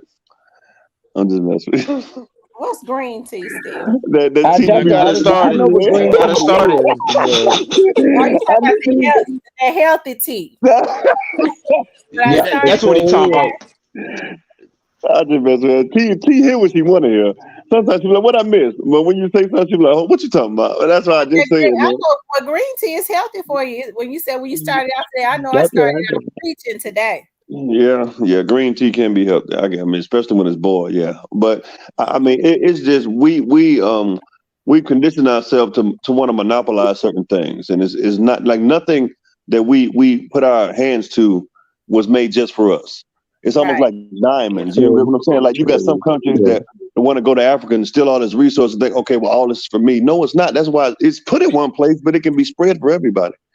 And this stuff we're getting is actually it's great content. And even in life, a lot of stuff that we get our hands on is something that it can be useful for everybody else. But when we see it, it's almost like it's like the show hoarders. You know what I'm saying? I want it I'm Exactly. all glad for you mentioned myself. that as far as Africa before I finish, because I want people to know this. They keep all the Africans sick and with no medicine and all of that because they don't Exactly. want to realize that all the resources, the gold, the minerals, the diamonds is Come in from Africa. Right. Go ahead, T. right. It comes I'm from sorry. I Africa. just get emotional sometimes. I just get emotional sometimes. Miss Kitty, do you have an email address? I have some relaxation Melton exercises. at gmail.com. I'm gonna send If you you some want to hack my relaxation page, hack it. exercises. What? Man, I'm done. Miss, Oh, You want to What's hack going his on, page. everybody? I couldn't if I tried. what's up, But Miss no, Kitty? I'm just tired. Miss I'm Kitty. tired. Miss And there's Kitty. nothing I can do about it. And it's making me even more tired. It's nothing myself, I can do. So I try to help people in other ways on the street, or if you need your rent paid, or if you, and don't get it fucked up. I'm a broke girl, woman. Right. I'm a broke. You caught it But that I time. You love caught it that the time, Miss Kitty. feeling of helping But people. you blessed though, Miss Kitty. What's going Oh on yeah, down I'm there? very blessed. God always give it back. Right. What's Right. going on Since I'm down there? full. Right. What's going on, Dominic? How's it going, y'all? It's It's going, going It's Dominic. good. I What's going mean, on with you? brother, Not you've been much. listening. Just been listening. That's all. Okay. Tread lightly. Tread lightly. I'm not gonna say anything. Don't worry. You No, ain't I got to think try. I'm not retarded. I'm not crazy. We don't I'm think just you're retarded. I That's don't not think even you're the retarded. I point. sensitive. don't think I'm you're very retarded, Miss Kitty. sensitive. Miss And I Kitty, you're not love my retarded. people to death. And I feel like we be giving them a show. We give them a show. And we Well, look like let's, clowns. let's get back to Yeah. what can happen for our community to defeat that crabs in a barrel mentality. Come together. Mm-hmm. Mhm. Education. Right. The real OGs got to start standing up because you ain't no real OG and you can't stop these youngins from shooting. I do my part. Absolutely. I was going to say we got two This men is up my here. favorite page, That's Mom. let's talk. Let's let me before I forget. We got two men up here. Okay, so we see all of the killings. Because OG Snake Spotter, are you in your 30s or 40s? I'm in my 40s, Miss T. Okay, so OG Well, look, Snake. come on. So Yeah, I'm here. Miss Kitty, calm Miss down. Kitty, let me. So, Here, come on. I'm your mama. so Mom, I will talk to you when I get off here. Miss, Come on, please, to me. No, There you go. wait a minute, what then happened? What happened? So I thought T muted her. T, you didn't mute her? It's something going on. It was Yeah, kicking something's people out glitched and because I stuff. only saw I'm sorry, I don't know your name, but I only saw him. I didn't even see you, Miss T. It's like everybody dropped. Yeah, like, I'm still up. T, you up here? Yeah, I'm up here. I Oh, thought I was kicked out Yeah, at I first. see everybody now. Hold on. I don't see nobody now. somebody Yeah, I see messed Miss up. T now. Somebody might be messing with the live. I mean, normally it's an echo when somebody messes with it. Yeah, because I thought I was kicked out, but I wasn't. I got kicked out and came back in. I'm good. Yeah, I see. Okay, I see everybody now. I do All too. I right. see Yeah, everybody. I do too. Yeah. I just got one thing. I just got one thing to say. Like when it comes to trauma, it's kind of weird to me. Cause to be honest, like when I think about my life, I really don't understand why I don't have PTSD. To be honest, like growing up what I grew up from, stuff I saw, and then going into the military too, like being in infantry, like it's just confusing to me. Like I don't understand. Like I know mental illness is real, but it's like unreal to me. Like how can someone go through what I went through and don't have certain stuff? Like is it a birth thing, like the fet when when a baby or something? Like I don't want to speak on because I don't know it, but I always try to ask like doctors and like psychologists and stuff. And even it's kind of hard for them too. It's like because we learn every day. So it's just crazy to me, man. It's just sad, and I wish I just wish the government would actually spend more money into that kind of research. And it manifests itself in different ways to where you Mhm. may not even recognize it a lot of the times. Yeah, like my brother died. He got murdered in front of me, and Sorry to hear that. Oh, I'm so sorry. when I hear people, when I see people they lose a family member, and they break down and go to like a mental depression. I'm not saying I wishing on me, but it's like I ask myself questions like this is like the way the mind works is just weird to me. I just wish we had better research in our communities and everything. I wish medicine was better and actually worked, not causing Tessie, did you other. say you were a therapist? Are you? No, I go to it. I see a therapist. I haven't seen her in about a couple of months, but I'm gonna go back and because we really need more Black therapists who understand our struggle as Black people. Mm-hmm. One of the Thank things you, I Tanya, for the super sticker, Tanya. But I was going to ask you, Dominic, how long has it been? How long has it been since your brother was killed in front of you? It was 12 years ago. The Mm-hmm. person that did it is dead. He died like 3 days later. So have you sought or did you decide to seek counseling, or have you ever thought about that? No, I never seen counseling for anything. Like I don't like cry, like get depressed. I have my little moments or whatever, but I just look at it as God, they're in a better place. I pray. I'm a strong believer in prayer and everything. I just look at it, they're in better places. But I do grieve, but it don't be like a harsh grief. I have my little moments. I'm like, okay, man, I miss my brother, I miss my mom, stuff like that. But no, I grieve like in a spiritual way. Like I'm not like depressed or like anything like that. It's just weird how I don't. I just feel like I don't understand why I'm not more emotional about certain stuff. I guess growing up in Brazil, I saw it every day. Like I seen 1,600 murders in one summer in the favelas. Like there's a lot of stuff I don't want to say on here, but I guess I'm immune to it. As a kid, you see that kind of stuff. I don't know. It's weird. Mm-hmm. Dominic, from a male, I hope I'm not cutting anybody, but from a male perspective, see, I remember when my dad died. He died. I didn't even have a long time to process it because I didn't know he was sick until he was, and then it was a 3-day turnaround. I think what a lot of us do, we suppress a lot of our feelings we have because as young boys, we're told boys are not supposed to be emotional. We're not supposed to cry. And so when we become men, it's almost like the same thing we're told not to do. Now we're told to do, or it's okay to do. But you have certain people say, well, that makes you look weak. And it really doesn't. I think there are some things that I have bottled up. I try to sleep it off. I try to go to the gym. I try to do all the stuff to make sure it's depressed. But at the end of the day, I don't think a lot of people know how black men truly feel because we're told that if we look weak, that makes us feminine. It's not. You want an emotional person, but if we're over emotional, it's a problem. If we're under emotional, then we need to let our emotions out. You get what I'm saying? So it's a doing if you do, doing if you don't situation. And what we should be allowed to do is just if I'm going to cry by myself, then really nobody else should be on earth. That's the way I feel sometimes because I'm told that if I'm in front of women, black women who are white women, then that makes me look weak. But you raised me to think that crying is wrong or being emotional is wrong. And I think what a lot of people have to stop doing is bottle capping black men saying, don't do this because you're weak. I mean, no, sometimes life gets hard. There are things that really overtake us. And my dad taught me, work your way out of certain situations. You can't work your way out of pain and grief. I don't care how much it is. It's hard. It's very difficult. So a lot of us have PTSD, but we've also conditioned ourselves to think that certain things around us are okay. Death is okay. Struggle is okay, as long as you work your way out of it. And that's not always the case. Money is cool, but money does not bring happiness. I make good money.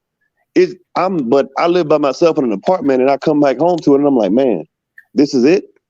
Like I don't even want a girlfriend or a wife because I look around and I see what society says a lot of women are, and I'm like, this can't be it. But I'm conditioned to think certain ways that I know that aren't true. My happiness is not tied up in what I have. It shouldn't be. And I think people undervalue the power of prayer. And I'm not saying therapy is wrong, but I know therapists that have therapists. So if I'm talking to you about your issues and you talking to somebody else, like I've never seen God talk to another God. I've seen people talk to other people. So that's why I don't think therapy is for me. But if it is what it is, if you think therapy is cool, that's cool. I'm just not that guy. But I think a lot of it ties into how we're brought up. Like black boys or boys, period, can't say we're emotional because we're weak. And that's not fair. Yeah, that is true. But to be honest, I wasn't brought up like that. I was brought up where, emotions is cool. It's just me. I grew up, I just grew up a certain environment in another country that I'm immune to it. It's all I saw as the first 7 years of my life. Like I done seen people get hard in broad daylight. I done seen people get that hung ahead. I was homeless at 6 years old. Mm-hmm. I used to wake up on rats eating on me. I used to drink sewage water. I done seen 75 people get murdered in broad daylight. I done been in bombs. Like, right. So I come to America, it's like, I don't care if I'm in New Orleans, Southside Chicago, Memphis. Unfortunately, it's paradise. Yeah. There's nothing I have to say. I live 10 times worse. So when it's trauma, it's like, I done buried, 50 people before I'm 8. Like, so I don't know. It's just like, the military, It's conditioned. Like you feel it's conditioned because you've seen it so much. Yeah, it's a part of you. Like, I've been homeless in my teens, 20s, and 30s. I know what I mean. So that's why I don't put a lot of stock in material stuff because like I've been on the street. This is nothing. So I feel what you're saying from that aspect. Like your mind is conditioned. Like the military. 9/11. Unfortunately, one of the people that jumped out of the World Trade Center was my auntie. Leo, that's why I joined the military. I was pissed off from it. Like, so my mind is kind of crazy, like in a weird way. Like, I just look at life different. Like, why I'm not as emotional as someone, like I saw my brother get murdered in front of me, but you just heard it on the news and you take it worse than me. And I actually synced it. Like, that's why I say, like, my mind is like, it's just weird how certain people's minds work. It's like I grieve different than others, and I think I got a theory why. That's just life, man, But I just look at everybody in a better place. Some people don't think like that, So unfortunately, but Ashley says women are raised that way too, Stephen. You have to be jumped. She says you have to be dedicated to maturing and improving your emotional state and intelligence. Think about now how girls are being raised. Girls are being raised to just break a dude. That men are just simply to get some money. They said, and believe I never thought I would live to see the day where things of this nature happen. But so many young girls are very emotionally detached from anything that has to do with love. They're only attached to material things and money. And so they do anything to demean themselves that is going to attach them to money and physical things, Yep. material things. Yep, that's true. And out of Well, all my cousins, like I'm gonna be honest, out of all my family, I'm probably the only one that don't care about money. Like I don't even like people around me. That's all they care about. Cause I don't know what you're gonna do for money. Like I don't have family tried to literally for life insurance like a month or a couple weeks ago. Like I done called a family member literally putting fentanyl in my food. And if I wouldn't have caught that, I wouldn't be here. So I why done did your family member try to put fentanyl in your food? for life insurance. Did you file a report? Hold on. Did you file a police report? Yeah, I did. They got charges on them. They in jail right now. But I done seen. That's why I don't drink or smoke. I done seen what alcohol did to people. I done seen what crack and cocaine, heroin did to people. So I just don't drink or smoke. I don't care about money. Like this What trucking business, everything I'm doing is for my family, generation family. It's for my baby cousins and my future kids. Like I don't care about money, man. You know what I'm saying? Like don't. Pete, to go back to what you say, I think what I'm starting to be more proud of is a lot of older women are starting to come out more and say, well, this is not what it's supposed to be. Because social media can sell you a dream all day. Now, a lot of these younger women are doing that. But I think I don't want to put it on older women hitting a wall. I think a lot of them are starting to see how men are being treated, and it's like, this ain't it. This ain't what we're taught. But when you look at those women, they're overlooked because they don't have these BBLs. They don't have all this makeup, all these wigs and stuff. Like it's taught that being yourself and being natural isn't the way. So it's really this Instagram society where a lot of these women think that, okay, well, all a man can give me is something I can touch, meaning material, and not something that touches me, like emotions, like care, compassion, concern, attention. These are things that are supposed to touch other people. You can touch a vehicle. You can touch money at the bank. You can touch clothes and shoes, but that doesn't make you a good person. That doesn't mean that a man loves you. That just means he's giving you stuff to keep you happy. While a lot of times he's up there piping down some other chick. Right. You get what I'm saying? That's what a lot of these young and then look at the role models they have. They don't listen to their parents. They're listening to rappers. They're listening to athletes. Listening to actresses, and they're saying the same thing. Well, girl, go get your man that's got this. If he don't make this or he ain't this tall, like, what does it have to do with who he is as a person? Nothing. Yeah, absolutely. I'm gonna tell you one thing about me. I don't even have a social media. Everybody think I'm crazy. I was something wrong with you. You weird or you a creep. Why? Because I ain't on Snapchat and all that. I'm too busy for all that. I don't be on social media. I just delete everything. Now, I'm gonna create one for my business. I'm gonna have a YouTube channel for the trucker company and everything, and I'm gonna have probably I don't know. I'm gonna stay away from TikTok. I got issues about that one, but Yeah. I mean, I will only use social media for business. So when I recreate certain ones, it's only gonna be for business.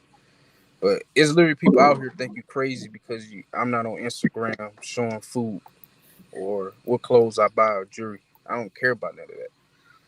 And I tell a woman quick, like, I just drive a regular car. I'm not leasing no cars. I'm buying like just a regular car to get me to point A to point B. Cause I'm be on the road anyway. I ain't gonna be able to enjoy a car. Yeah. So, if you don't like it, oh well. I ain't spending money. I ain't got to press people. They don't really like me anyway. So that's how I live. But I I'm got gonna tell y'all self-respect. something. I'm gonna tell y'all something. Getting back to the subject, these rappers and these cliques, I was just looking at. I'm always looking at. I was just looking at like it has been, and from my understanding, what happened to Black Youngster's brother, they they know what happened. I mean, everything from A to Z, they know who it is, so it's solved. And I'm gonna let the news put out whatever it is they're gonna put out if they do. But but the family knows and they've seen it. But these cliques and stuff, that you see coming up around the Memphis area and things of that nature, the OGs are going to have to step in. That's what I wanted to talk to Stephen and OG Snake Spotter, and I see Dominic up here. What is it going to take to get these young men to stop?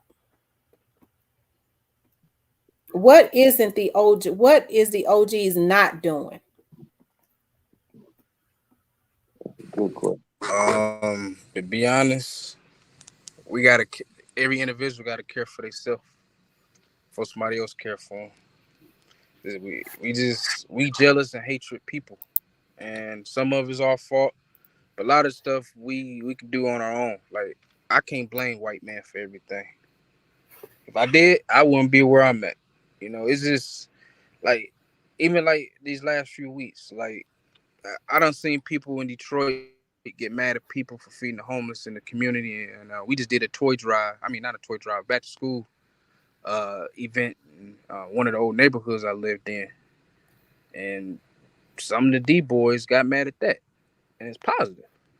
I'm just like, well, I know, the D boys back in the day, they protected and make sure, like if you was a basketball player, they protect you and like stay out this way. These new people, it's my generation. I don't know. I can't explain it. Mm-hmm. And a lot of stuff I used to feel sorry, but I'm at the point where it's like I just care about the babies now. At a certain age, I feel like I ain't gonna say it's too late, but I just stay out the way. Because, this jealousy thing is unreal, and this hatred is unreal. And I think the OGs just gave up. They hide now or incarcerated. They just, but a lot of it's single parenting too. Mama got to do everything. She got to be the mom and the dad and the provider and protector. She got to work multiple jobs, to keep food on the table. Women are getting paid less, especially black women. They get paid less than men. And the crazy part is the black women get more degrees now. It's more black women getting degrees. They getting the higher paying jobs now. So now man equals are hurt. Well, go work harder. Go get you a degree then.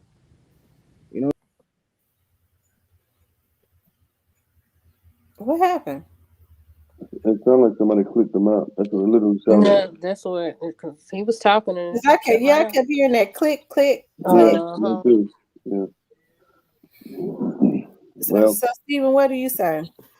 honestly, just to piggyback on what he was saying, I think that there's a gap with the quote unquote OGs, the people around my generation, and the younger generation.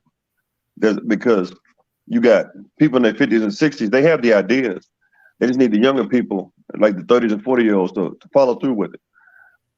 There are not enough people in my generation following through with it. We're just like, we made up in our minds that the younger generation cannot be helped. So we're just like, okay, well, we're going to leave them alone and let them, quote unquote, crash out. What needs to happen is that people, even people with families, because if we're gonna keep it Bible for a minute, when you have resources, you should want to share your resources. Too many of us want to just say, okay, well, I'm gonna tell you this, you go on your way, and that's it. There might be some times you might have to take somebody in, a family. There might be times where you have to treat a person who's in a single parent home like your son or like your daughter, or nephew, or niece. There might be that.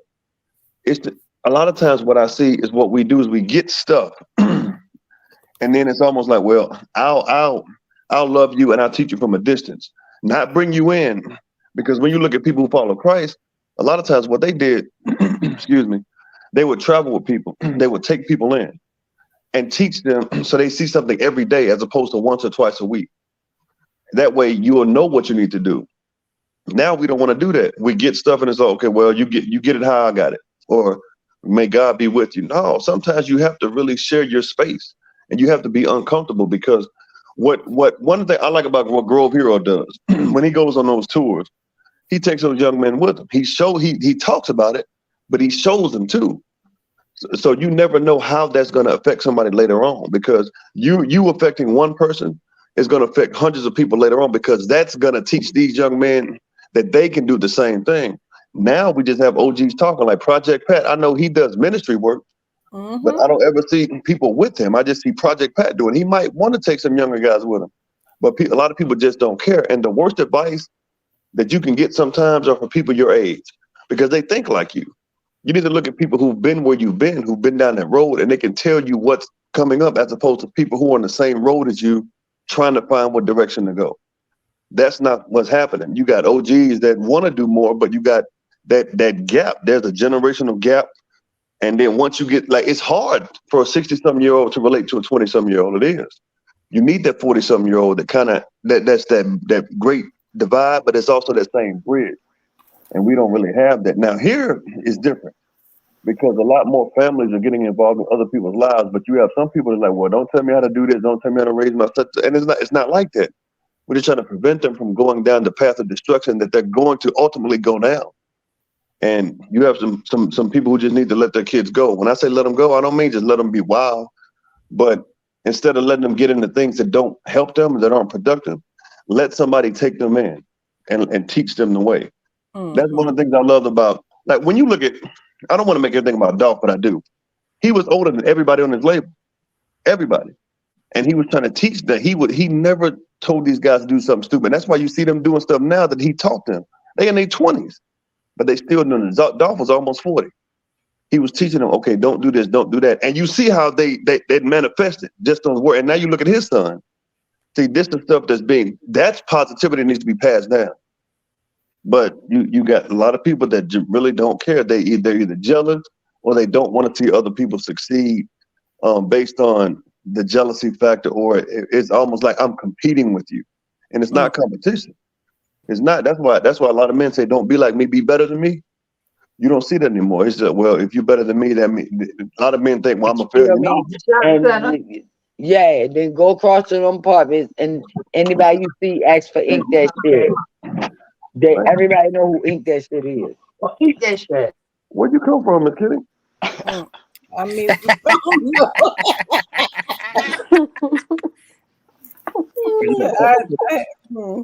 think that's one of the things in Memphis, and I love you too. So witty, and who else said my bad? I love y'all too. But yeah, that's what I think that needs to happen. I like what Project Pat is doing, and I don't think he should be judged based on what he's trying to do. Because some people might, well, that's Project Pat. No, that's Patrick, whatever his last name is. He's trying to do something different, like going to prison, going to homeless shelters, doing stuff that's actually affecting the community. Even though a lot of these people are in bad situations, you don't let that stop you from doing what you need to do because they're not always going to be there. And when they get out, these people are going to take what you did and help others. That's what it needs to be. Yeah, that's what I was saying. A lot of these OGs, these new OGs, is not like the old ones, like the right. Larry Hoovers. Like, I agree with you, Dominic. They're not like they're not. But what I'm gonna ask OG Snake Spider, but I want to say this too. A lot of these OGs that are in their 30s and late 30s, 40s, and 50s, they came up during a different era, so they know damn well they know better. Because you think about some of these people going back to the Young Dolph's case. Look at the straight drops that are just like 23. Yes, straight drop knew better, but straight drop is still a baby up under us. He could be our damn sons, right?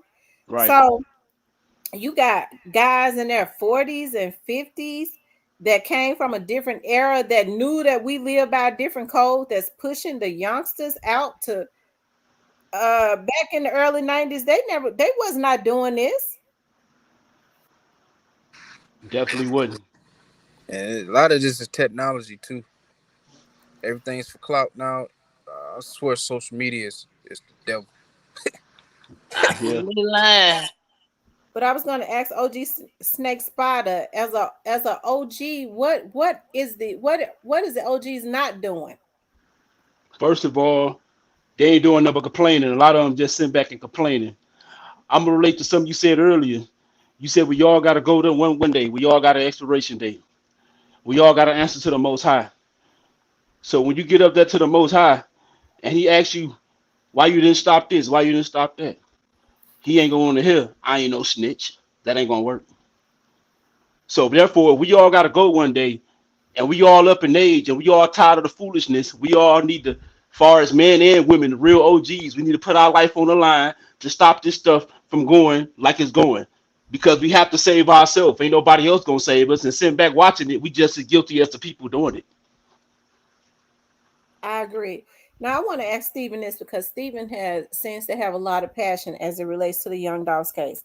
Stephen, when you look at the straight drops and the JoJo splats and all of them, honestly, tell me, what do you see when you look at that situation? Honestly, I look at a lot of guys. Well, I'm gonna keep it on topic. These two individuals, I look at individuals who wanted to make it. I just think that they were compromised in the ideology. So you had a path, you had two paths to go, both of them. And instead of taking the path that might have taken patience, you took the quick route path, and look what it led to for one of them. The other one, it almost led to death. I think, and I've said this before. I listen to Straight Drop. Is he the best rapper? No. Did he have talent? Yes. It could have been molded and polished to where he could have been productive, not only in society but as on a label. I think what he did was he allowed someone else's hatred and jealousy to manifest itself into him, to where he hated an individual who loved him or tried just as much as the people who put the idea in his head for no reason. You get what I'm saying? He just well, if you ask, I'm gonna call him Justin. I'm that Straight Drop. If I could ask him today, why do you hate Young Dog? I guarantee he can't give you a valid answer. He'll tell you, well, such and such. It's nothing that Dolph did to him, because Dolph tried to help him. JoJo Splat, other people, like Dolph tried to help a lot of different people. And the same people that you saw him in videos and pictures with are the same ones, even Jook, the same ones that turned on him. And it's like, eventually that you can only do so much for others that they don't want to do for themselves. I think Dolph's passion in his heart and his willingness to help people overrode it clouded his judgment to where he knew he couldn't trust people, but he probably never thought it would be some of these people. And when you look at Justin, I think the fact that he doesn't have his daughter in his life anymore and his child's mom, I think he's regretting that decision, and he's gonna ultimately regret it until he dies. I think these young guys, even the CEO Barbies and all these other guys that you hear about with Dolph, the Teezies or whatever, he paid with his life. Like, there was never a time where I heard, now I could be wrong, I'm not in Memphis, that Dolph did them wrong. I think Dolph did them right by not wanting them to be crazy, and he separated himself from them to show them, okay, well, I want to help you, but if you're going to keep doing these certain things, I can't be around you. And that led to jealousy, because you're already mad, but somebody else can they can use that and say, okay, well, I got this person right here. Let me plant seeds of doubt. Let me plant seeds of negativity in their mind so they can hate this person. And it turned into all around hate. And you saw the night he killed Dolph. It's almost like he didn't have any remorse. You do now, but it manifested itself to you killed him. That's the apex of hate, the apex of anger. And now you have to come down off that cliff. It's almost like, okay, well, here we go. I can't do anything else to this man. I've taken his life, and in the process, you destroyed your own. Well, let me I ask can answer that, but I'm not. I know why. Go ahead. No, I'm not gonna get it. I'm not gonna say the reason why, but I know why. You know. You know why he wanted what that he wanted. I know where the hatred came from. But I'm not gonna speak on that street stuff. No, this is a but platform Dolph, I'll just say this: Dolph ain't do nothing wrong though. It's just that certain people saw things one way, and I mean, I don't understand it, but I get it. But that's all I'm gonna say on that. But Dolph ain't do nothing wrong. Right, because see what the issue is, just like because they would never do it with Sony or Columbia or anything. I've heard people say, well, Dolph had Straight Drop up under him at one time, and then he gonna go and sign other people. Well, the thing about it is that was his PR, that was the thing. his label. Right. That He could have signed whoever he wanted to. Right. yeah, you just spoke on it, Miss T. That's all I'm gonna say on it. It was in that realm. Nobody wanted to be patient, Miss T. Everybody wanted instant gratification. That's I not just how say he this. created that label. Yeah, I just say this. Like, say I'm Dolph. I used to be cool with certain people, and certain person got killed, and I'm just thinking about business. I want everybody to eat, and the person that mad at me felt some type of way because I signed a certain person, but that don't give you a reason to. And then, hey, everybody see an opportunity. We got a common enemy. I know, I'm a good guy. I'm the breadwinner. Y'all crash dummies. We all can win, but I'm gonna be out here living my life. That's what it is. Absolutely. What's the name of your? Is it not? What is it? Not free. It's now for real TV. Not for res TV. Now, yeah, you know how like you say now for real. Nah, for real. Okay. Oh, not for real. Okay. So, Yeah, how you doing? I'm doing great. I've been real busy lately, but I just want to give y'all a little insight on it because I've been a hip hop head from day one. I'm an '80s baby, and I heard y'all speaking about OGs in their 30s. With that being said, I once upon a time I was out there in the street, and I watched Young Dog career take off from the beginning by my family. I got family members up in Memphis. I was a big fan of Yo Gotti too. See, what people don't understand, Dog seen how Yo Gotti treated Starlito, how Dog seen how Yo Gotti treated Zay Zilla, all them people. Facts. He took, Are you from he, Memphis? Are you from Memphis? Aren't you? You right, yeah, I man. say that before. I was going to say you got a Memphis accent. I never. That's why I said that. I kind of know the Memphis accent. You can go ahead. You gotta And say he right, Yeah, Miss Maryland. T. if you just take a look at it, like if you just go back, if you really would listen to hip hop and Young Dolph as Adolf Thornton, man, Young Dolph really grew that thing from blood, sweat, and tears for real. People don't understand it, and Yeah. by you doing it, it's hard for somebody to let that go because that's a piece of art right there. Mm-hmm. So when you got two sides, see that created the other side. PRE created the other side. You got True Mafia and you got another game. I put a video up and y'all can go look at it. It's a lot of stuff got to do with the street and then it go into the culture. I mean the politics and the black culture. So with Young Dog being killed and what he said about straight drop, Young Dog helped all them little boys out. You see? But when you got somebody influencing you, like they said, like I was talking about the music tip about killing and by the OGs not saying nothing, that's where it stop it. So that's where you gotta come over with a solution. Me, I could blame myself too. Like it's time for about how we taking each other out and we it's hard to explain right now, but when I get out of this traffic, we're gonna do some discussion because I got a lot of stuff to talk about, but I'm just in traffic right now. Okay. But it just Young Dog, man, he left a print here. He left a real print, and people can see as black youngster how his brother just got killed. It ain't gonna stop right there. That ain't who they want. Yo got a brother play a big part in it. Juke, y'all can't forget about Juke. He played a big part in it. Yeah, we forgotten about it. Yeah, so that people gotta stop saying Yo got it because Yo got a brother too. You see what I'm saying? Right. So yeah, so it's just a big thing, the corporate thing that got CMG in the way because Yo he ain't innocent either now. He's not innocent because you know behind the woman and signing a deal. That's so when you got somebody coming out and putting that on blast for the world to understand it, man, that's like trying to kill the king, and they ain't gonna stop till they kill the king. Mm-hmm. No, he 100% right about that, I agree. and I know that for a I fact. agree too. You I Make know, agree. perfect It sense. deeper than that, man. I'm just in traffic though. Wait till I get out of this traffic. We gonna hit the point. Okay. but yeah, he 100% correct on that. And What y'all have to say? What is y'all rebuttal to that? We'll start with Steven. So my rebuttal to Hold on, I what? gotta leave right now. Hold on, I got a call. It looked like to me. Well, it looked like to me one side was causing evil and the other side was causing good, and we all know which direction was coming from where.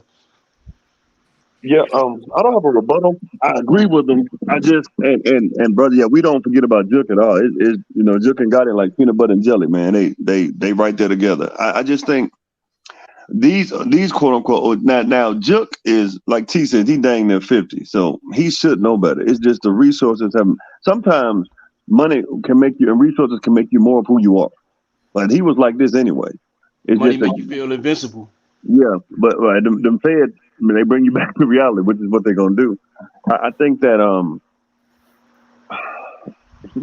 certain label, when people saw them as heroic, because even T says there was a time she listened to CMG, and there was a time a lot of people listened to him, but it's almost like you took advantage of the love from the people, and that brings me to something I heard recently. T, I'm not sure if you know about this. Moneybag, how he got his start was a free feature from Dog. That's how he got his start. So I'm not sure if y'all know about this, but there was this place in Memphis that recently booked him for an event, and it was $4,500 for sections. You had to pay that to rent a section. Moneybag was supposed to show up, do at least one song, and if he was paid more, or depending on the temperature of the crowd, he would do more songs. The promoter states, and I quote from Louisiana, he showed up, he didn't really fulfill his obligation, got out of there with $105,000. And that was it. And it's almost like the promoter is now mad. And it's like these people this was in South Memphis, this is this place. I don't know the name of it, I forgot. It's to the point where I'm going with this is that you know where you started and you know how you got to where you got. But when you have a certain fan base that loves you, you manipulate them, you can abuse them and use them. Right. And that's what they seem to be doing now. It's almost like you don't care about the fans anymore, and eventually they're going to turn on you. You don't hear this in Paper Route. Now, I'm not saying Paper Route, once again, I'm never going to say they're perfect, because this is stuff they probably do that I don't agree with. But I know that based on what their leader taught them, they're not to do certain things, because that makes Paper Route look bad as an imprint, and it makes Dolph look bad overall. But it seems on the other side, they just it's always something negative, always something stupid, always a money grab. And I don't understand why this younger generation chooses to side with them as opposed to something where it might take a little longer, but sometimes like steak dinners aren't cooked in microwave. You can cook a bologna sandwich in 5 minutes, but a steak is good. Like Paper Route is a steak.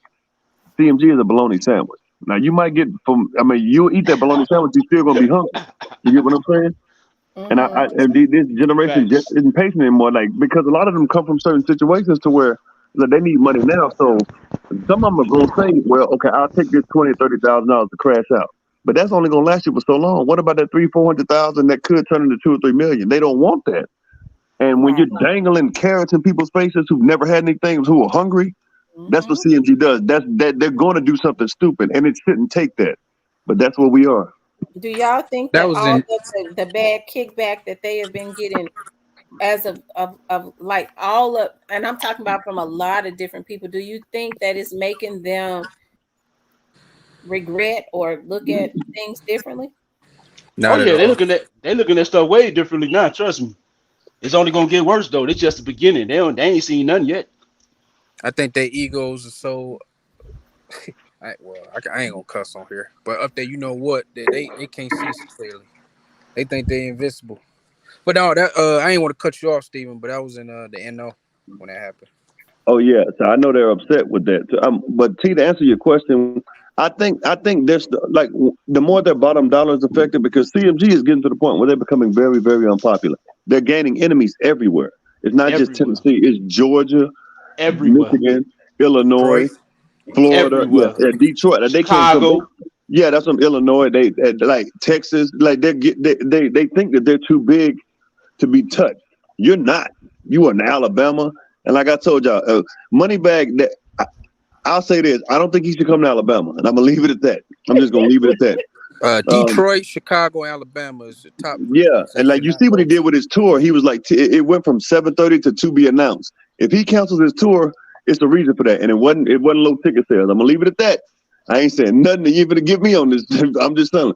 But Is that for Alabama? right, like his last 4 tour dates are now to be announced, and they did have time. So there goes Cypress. Oh Lord. So Yeah, they better not go to Alabama, Detroit, Chicago. That's all I'm gonna say. yeah, None of that. None of that. So what do you think about this, Cypress? Do you think that they are starting to think? Do you think they felt like they would get this much kickback? And do you think they're starting to have any regrets? Honestly, I think they regret it, but then they try to act like they don't care, but like they care. Mm-hmm. They better care. how you know Cypress? How you know Cypress?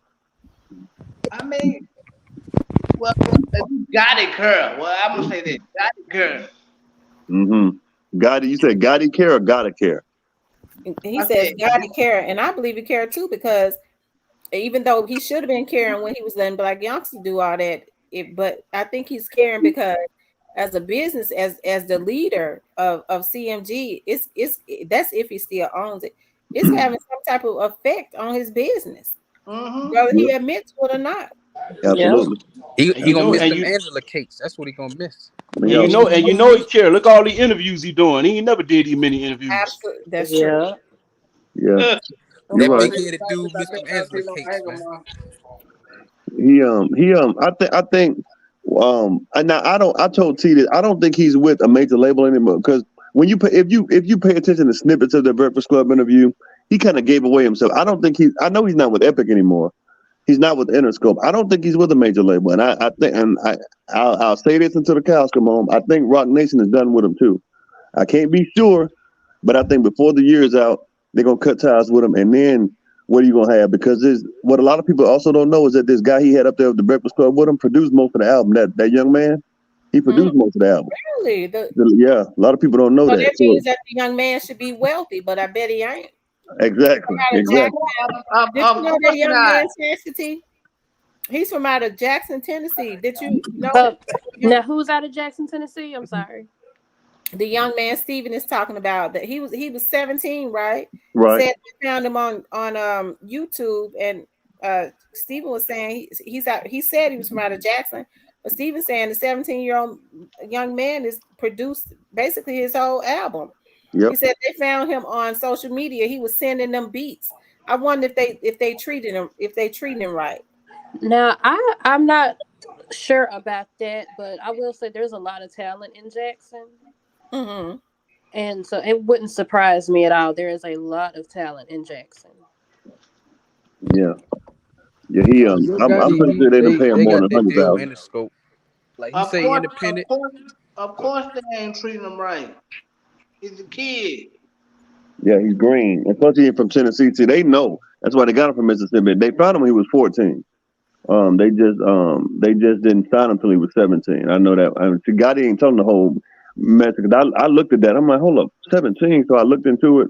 The guy, but he didn't produce the whole album. He produced like 85, 90% of it. So I'm pretty sure he's not getting paid what he could, because the mixtape ain't doing good.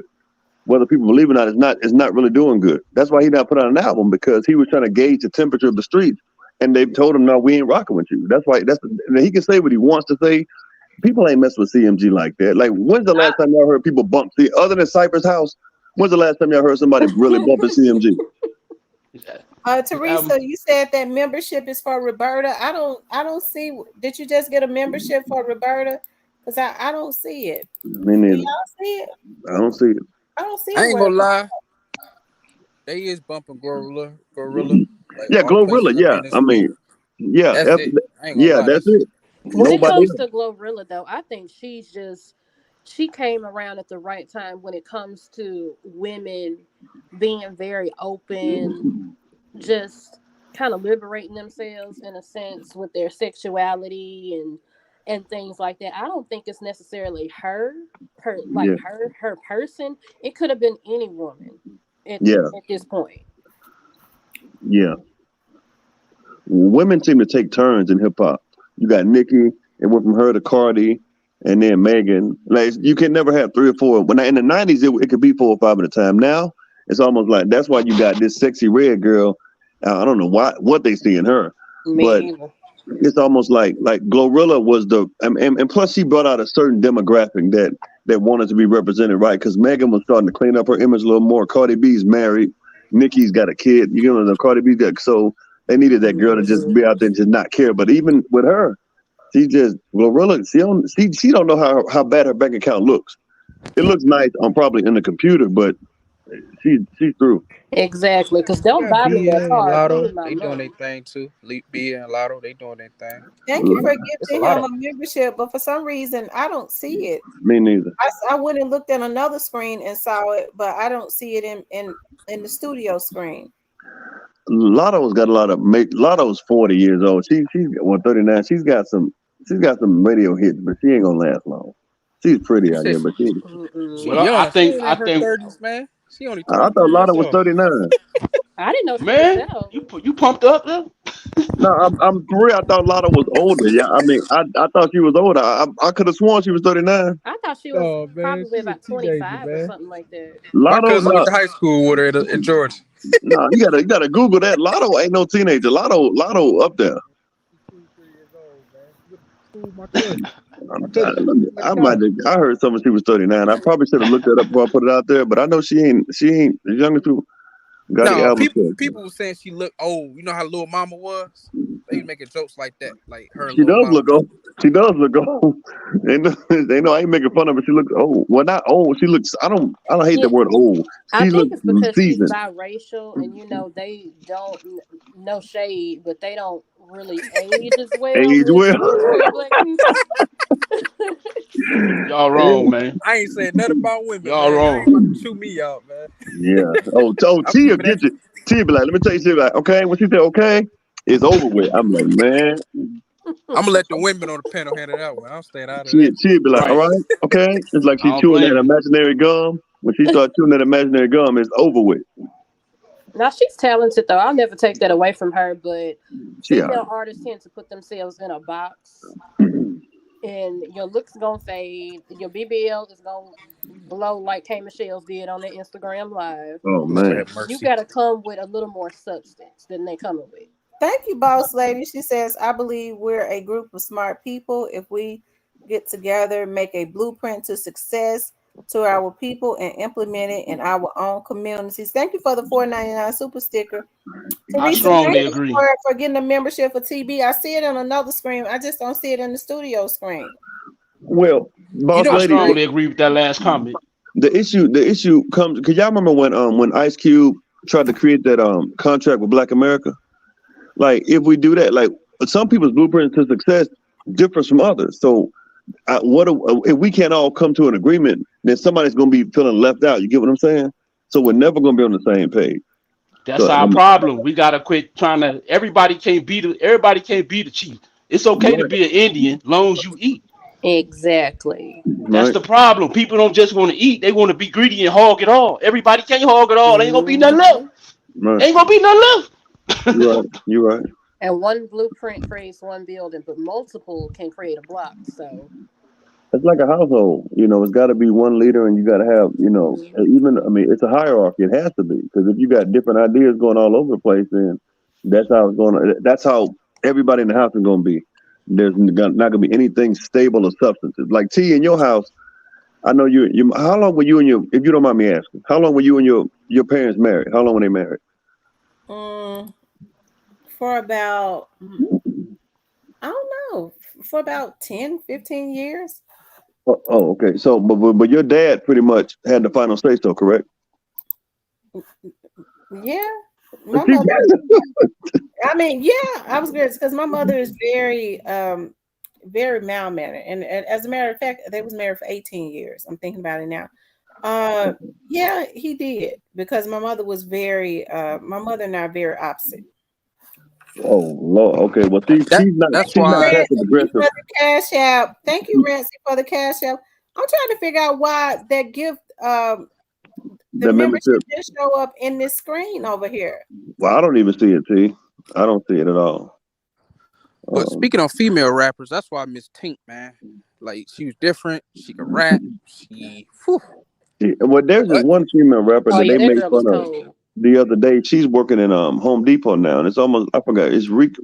I forgot her name. Rico something. Rico Nash. It's something. And people are like, "Why is she working at Home Depot?" Like sometimes if you don't market yourself a certain way, people don't want to see. And it's like it's sad. There are a lot of like I remember Lauryn Hill when she came out. Lauryn Hill didn't market sexuality; she marketed her talent, She was the and she had truth. the highest rated female album of all time, hip hop album. But now it's like you got to go out there and wear bikinis and thongs and twerking. It's like, man, that ain't talent. Like anybody can do that. That's not talent.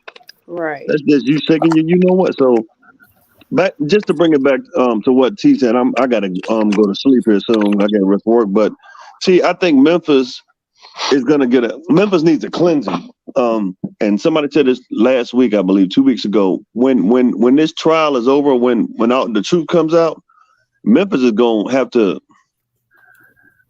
I have to watch what I say. A lot of stuff is gonna happen up there, and it needs to happen. Now, Good, man.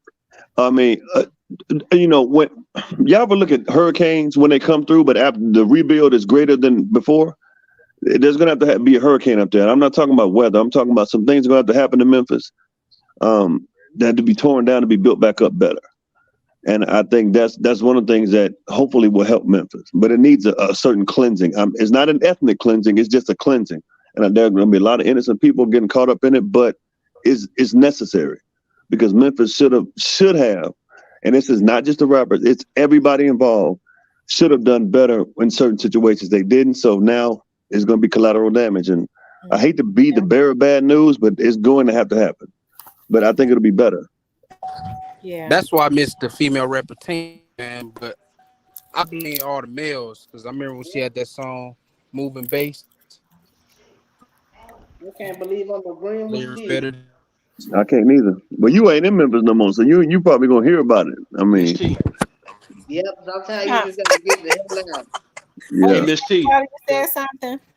Yeah, the hate that they have for Flipper when they did that to Flipper, the positive energy that he released in the air got everybody in the whole 52 states hating them boys. yeah, Mm-hmm. and And they them didn't see that. facts, them is facts. Yeah, yeah. They'll be all right. They're gonna keep security. Hey, can They'll y'all be hear all me? They got what? In Cuba. You said they loved in Cuba. Is that what you said? right. No, I said they're Oh, just gonna keep security. They'll be all right. okay, all right. Yeah, better get the blood of Jesus though. That's the only thing I'm gonna say now. I'm gonna tell you something. These folks ain't caring about security now. Nope. They So better, don't. they better, they better repent, and then they might Mhm. be all right. Yeah, Hey, you're right. any good news on that back to school drive today? Was any drama? Everything's peaceful. I'm waiting to see. As a matter of fact, Paper Route Rogers normally it's probably still going on right now. No, it was over 6. Okay, it was over at 6. Yeah, I hope. Well, they might have extended it. I hope it wasn't. Normally, rest in peace, young Dolphin here. So, I don't know. I don't think anything went on because we would have heard about it already, and it was Yeah, well it's secured. more than likely and a success. And hopefully, I'm going to look at Snoop I hope Band's page. so. Yeah, Hopefully, they had the proper security and stuff out there because folks now are so sick. yep. And They they're just will go and shoot with It's kids a out there. cold world out here. J. Cole yep. voice. Can I say another thing, Miss T? Yeah. I'm tired of people telling people how to grieve, man. Can nobody tell nobody how to grieve? When this happened to Flipper, everybody, paper route ain't crying, paper route ain't this, paper route ain't that. Man, I did 4 years. I lost my daddy on my 3rd year. It didn't hit me until I came home, till like a year and a half later. So you can't tell nobody how to grieve. Everybody grieve different. I just want to throw that out there. You Yeah, got that Yeah, right. that's so true. yeah. Some people are I still agree. grieving. Man, Yeah, you'd be surprised how pre-grieve, man. Like I yeah, hate when people do that too, man. That makes me mad how people judge people. Like it's like Mm-hmm. if you ain't on social media posting RP, we love y'all. It's like, yep, man, it's privacy, man. Like you ain't gotta yeah. see how I'm grieving. Yeah, because a lot of people gonna look at it like, well, it ain't genuine. You ain't do this. Like you said, you can't impress everybody. That's one thing I like about. I like a lot of stuff about T. I don't tell her, but she get on my nerves sometimes. Like T don't be forcing her opinion on everybody. It's just, I mean, she'll try to keep it in the middle. Like if you got an opinion, it's all welcome except for Cypress's. But it's to the point now where you go on some of these pages. That's why we try to talk fast. You get on some of these pages and they're like, well, Key Glock ain't do this, Snoop Band they do this, and I'll be like, man, how do you know? Like, how do you know what? Like Key Glock is grieving in other way. You can see his grief because he's involved in certain things. He's trying to quell the pain through lean and drugs, and that's not the way. No, But they all grieving differently. So I like how T don't ever judge them. And yes, we are pre-page over here. We've talked about a lot of stuff, but it's a Paper Out Empire page. And I'll that's all I'm gonna say. Look at Cypher. He mad. And I wanna say another thing. If you ain't never been in the ambush, you can't really speak on it. Some people ain't never really been in the street. Some people ain't never been in the shootout. Some people ain't never been through nothing. If you ain't never been in the ambush, you don't know what you're gonna do when that shit pop off. I'm sick of these cartoon ass people, man. I think Dolph's brother did good based on it being an ambush because a lot of people would have froze up. Yeah, exactly. You ain't never been in one. You can't say what you would have did in your mind, in your action figure cartoon mind, but in real life it don't work like that. All I'm gonna say on that is they are grieving still. Yeah, you can tell. And Daddy-O, I don't know what he's going through. Like, yeah. I ain't gonna say no names, but some of them don't want to be here. Some of them are still crying every day. Like, everybody, like, people got mad at Key Glock when he dropped Proud. Like what's the issue? You can tell man? when Key Glock does interviews, especially when he first started doing them again. It hurt me when they would ask him about Dolph, how he would. As a matter of fact, I'm gonna pull that up. When Key Glock did an interview, it hurt me the way he dropped his head, and that's the reason why I go hard for him. I mean, Key Glock is the same age as my kids, so I knew he was hurt when he talked about Dolph. I want to show this, but people wanted them to be on there dropping snot and slob and boogers and stuff. I guess so they could feel bad. They would have been dissecting that. Yeah. Right. See, I'm Why wasn't y'all there? Why were you sleep? They still get Snoop Bands. Why didn't you answer the phone? But what he like? What? Yeah, Miss T. He in the beginning he was pissed when we had interviews about Dolph. He was hurt. Like he ain't want to. People need to understand that, man. Like people don't care about people's privacy. When you lose a close family member or somebody that's really that well loved, you be lost. I didn't never know. I ain't never meet Dolph or no Dolph, but I felt lost. Like, why they do that? Like, really? I met him a few times. Only had 2 solid conversations with him. But his future wife, she from the city. We best friends. That's what's up. You know what I'm saying? Like, I love her. That's like a sister to me. Like both our cousins are best friends. We got family members that's married. That's. But I mean, that's the type of person I am. Like, even though I'm best friends with her, that don't mean me. I ain't gonna be like starstruck and trying to be in a business like that. You know what I'm saying? Okay. Okay. They said Diane Wright and Bowen said the back to school drive was a success. So it's on the news. So yeah, but I got to get ready for work. I don't know everybody's names. I think Dominic. Who else? Chastity. Is that Chastity? Oh, it is. Okay, nice to meet you, Chastity. Who else? Who's the other? Is the OG Snake Spotter? Yeah, you got it right, Steve. Oh, my bad. All right, and T. I think that's it. I got I ain't miss nobody. But yeah, y'all have a good day, man. You and too, I'm man. You know you missed somebody. Hey, no, hey, Miss Kitty, my bad, Miss Kitty. Hey, Miss Kitty, it's all good. Miss Kid ain't up here no more. Hey, don't mess it up, T. Don't mess it up. But it's all good. So y'all, everybody have it's somebody. Hold on, who is that? Man, my vision, man. But yeah, man, y'all have a good one. I'm finna wash dishes and get some sleep. I'm holler at y'all. All right, Steve. Lines, man. All right. Y'all, so here go the interview right here. I'm gonna just show a little bit of it, and it broke my heart because I knew he was hurting. This is the first interview I believe he did after, and I'm just gonna show a little bit of it. Y'all mute y'all mics. Okay, so let me just say this. When I saw that broke my heart. Okay. It was good talking to you too, Steven. That broke my heart. Okay. It broke my heart to see that because what I saw as a 24, 25-year-old and as a woman that's got a 25-year-old, somebody who's fighting to deal with the pain that they are feeling. Okay. You could tell the way he looking, the gestures of the young men that are their age, just not knowing how to deal with your emotions. That broke my heart right there. And that's No, definitely one of the reasons why when people try to go in on him on my panel, I cut him off because I know he didn't have nothing. Just that interview, that was the first interview he did after Dolph was killed. And I just looking at that, I knew he had nothing to do with it. you know what I get from him, Miss T? What? He trying hard not to crash out. Yeah. You Yeah. can see it all in his face. He about ready to do it, but he know it ain't worth it. He is fighting Crash tears right out, now. nigga. I'm gonna tell you Mhm. one thing. When I say he want, well, I ain't about to. Never mind. And he was definitely fighting tears because he said, I don't know how I feel about this no more. Crash out, Keegler. Hey, Crash rest in peace, out. young dog. I'm. What up, rest peace, young Dolph. I'm just say that man. You know, he human, man, and it just make me mad that people act like people can't be human. You know, but yeah, he was hurt, man. See it all in his body language.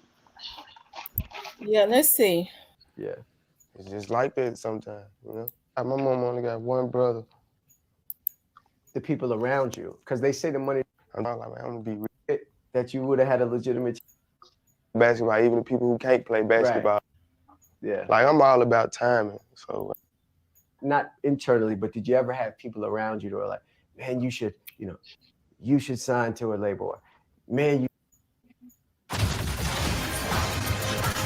I'm trying to get to where he directly talking about young dog.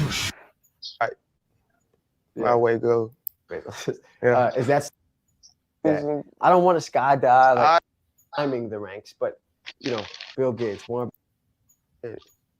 Yeah. Yeah. Let's talk about these jewelry goals you got. This rap money. A Benz. Yeah. How did that feel? Especially with your mom. Saying like, I ain't got no gal or nothing, so for sure. Another tweet we got is it said, listening to Glock make me want to do hood rat shit. And I already know that. I can't even shake it. It is what it is. Yeah. Here it is right here. I'm not getting worse. I'm just. When he dropped his head, that hurt me. Yeah. When someone else tell me. Now, can you see how that is with the energy? And I'm just gonna say that listening to that really hurts me because I feel like one of just looking at him and listening to him, I know one of the reasons that they wanted young Dolph gone was because they felt like that it would hurt him also. And they felt like that it would, if he died, of course, they was already jealous of young Dolph, but Key Glocks and them careers and stuff will go down the drain. And just the mere fact of looking at him and seeing how he's hurt and knowing that there are sick, pathetic folks out there looking at him, smirking, saying, yeah, we got you back, or yeah, at least we hurt him in that way. It makes me mad because when you hurting about somebody, you can't really hide it, especially when they ain't coming back. Like sometimes you just get yourself stuck. Yeah, it bothers me to see his head dropped. Yeah. And to know that when they took young Dolph out, when they paid that money to have him taken out, not only did they take him out because they was mad at his success, but they was also thinking about they thought it would stop the success of people like Key Glock, and it just really bothers me. That was his brother's keeper, and man, all I'm gonna say is y'all was dead wrong. Y'all ain't stopping that. Because beyond the music and everything, that was still a friend, and somebody close to you like that is taken. You don't ever get over that, and it's hard. That was his cousin too. It was a cousin. Okay. By marriage, but it's still family. Right. Oh yeah, definitely. Like they ain't do nothing, but they made his legacy even better, like stronger. You know what I'm saying? Like I don't understand. Like you didn't just hurt a family. Like you messed up a whole city. You messed up generational wealth. I mean, it's still gonna continue, but people just in their mind, that's what they think. I'm gonna stop wealth. I'm gonna stop this. I'm gonna Rest in stop peace, that. young dog. Send me that message that you just said. Send that to me in a so I can understand. Send rest in peace, young dog. Send that to me on social media. Hey, Miss Yeah, I was T, trying you to know tell what I you, think? Miss T. Yeah, recipes and dog sent the message in the chat, but you was watching the video. Yeah, that's what I just that's what I was just reading. I just went back up and was reading it. Hey, Send Miss it. T. I'm waiting. I'm waiting for a rest in peace, young dog on social media. Sound like water. Yeah, I could hear something's real loud in the background. Yeah, I'm mute whenever I get through talking, so I don't know what that is, but So I so hear it. what do you think about all of this chastity? What do you think when you see that? It's sad. It's just I think past when I'm watching that, I think past the music, and I'm just thinking of I hate that for him because in the industry that he's in, he doesn't have time to grieve the way he should for himself because he still has to maintain a certain image and a certain, the lifestyle that he's accustomed to or whatever. And it's just sad because it just shouldn't have happened. Yeah. Yeah, this thing called life, man.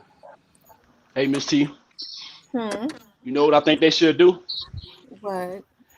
They should have been did it. They need to change the laws on murder.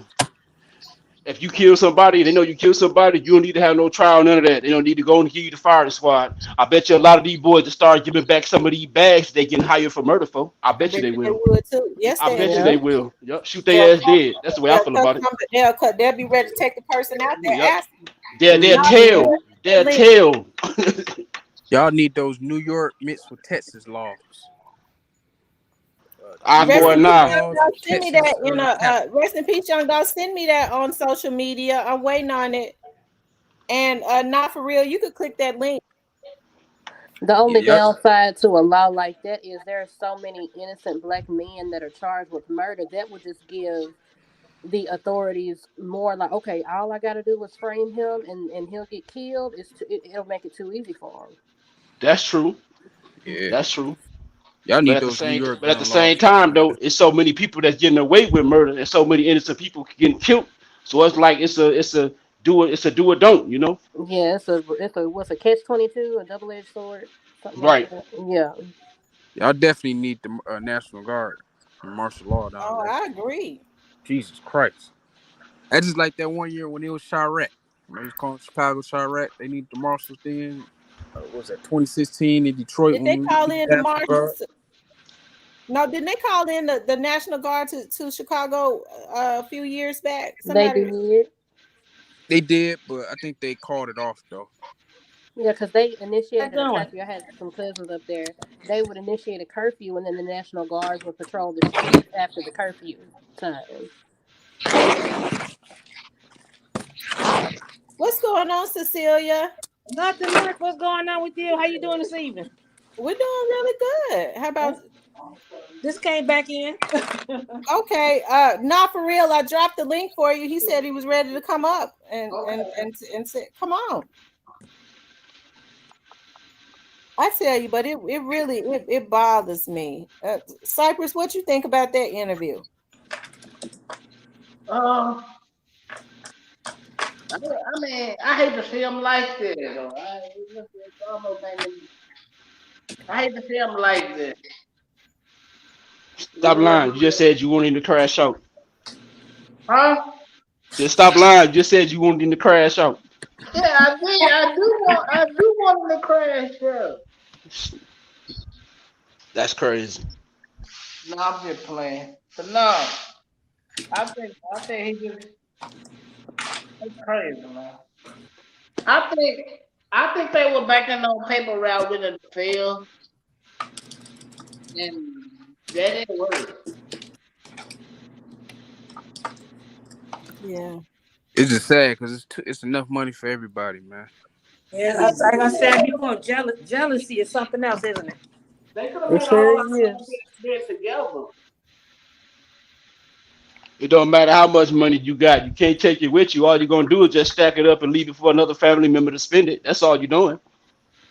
That's Yep. better. Would you say People that really, again? people really got to start thinking and using their brain. None of this is gonna last forever. No matter what you do, it's not gonna last forever. We all got to answer to the Most High. Mm. And half of them don't even leave it to their family, so it's up for grabs for the government at that point. Hey, Cecilia. God, Hey, he's how so you stupid. doing? He probably ain't got no will. The coffee ain't gonna wear off tonight, is it? Huh? I said the coffee ain't gonna wear off tonight, is it? The who? The The COVID. coffee. The who is off tonight? The He I said the said coffee. coffee. the coffee ain't gonna wear off on you tonight, is it? No, it's not. No, it's not gonna wear for me tonight, Cypher. Yeah. I done drank enough Pepsi Pop, Pepsi and coffee, a cappuccino.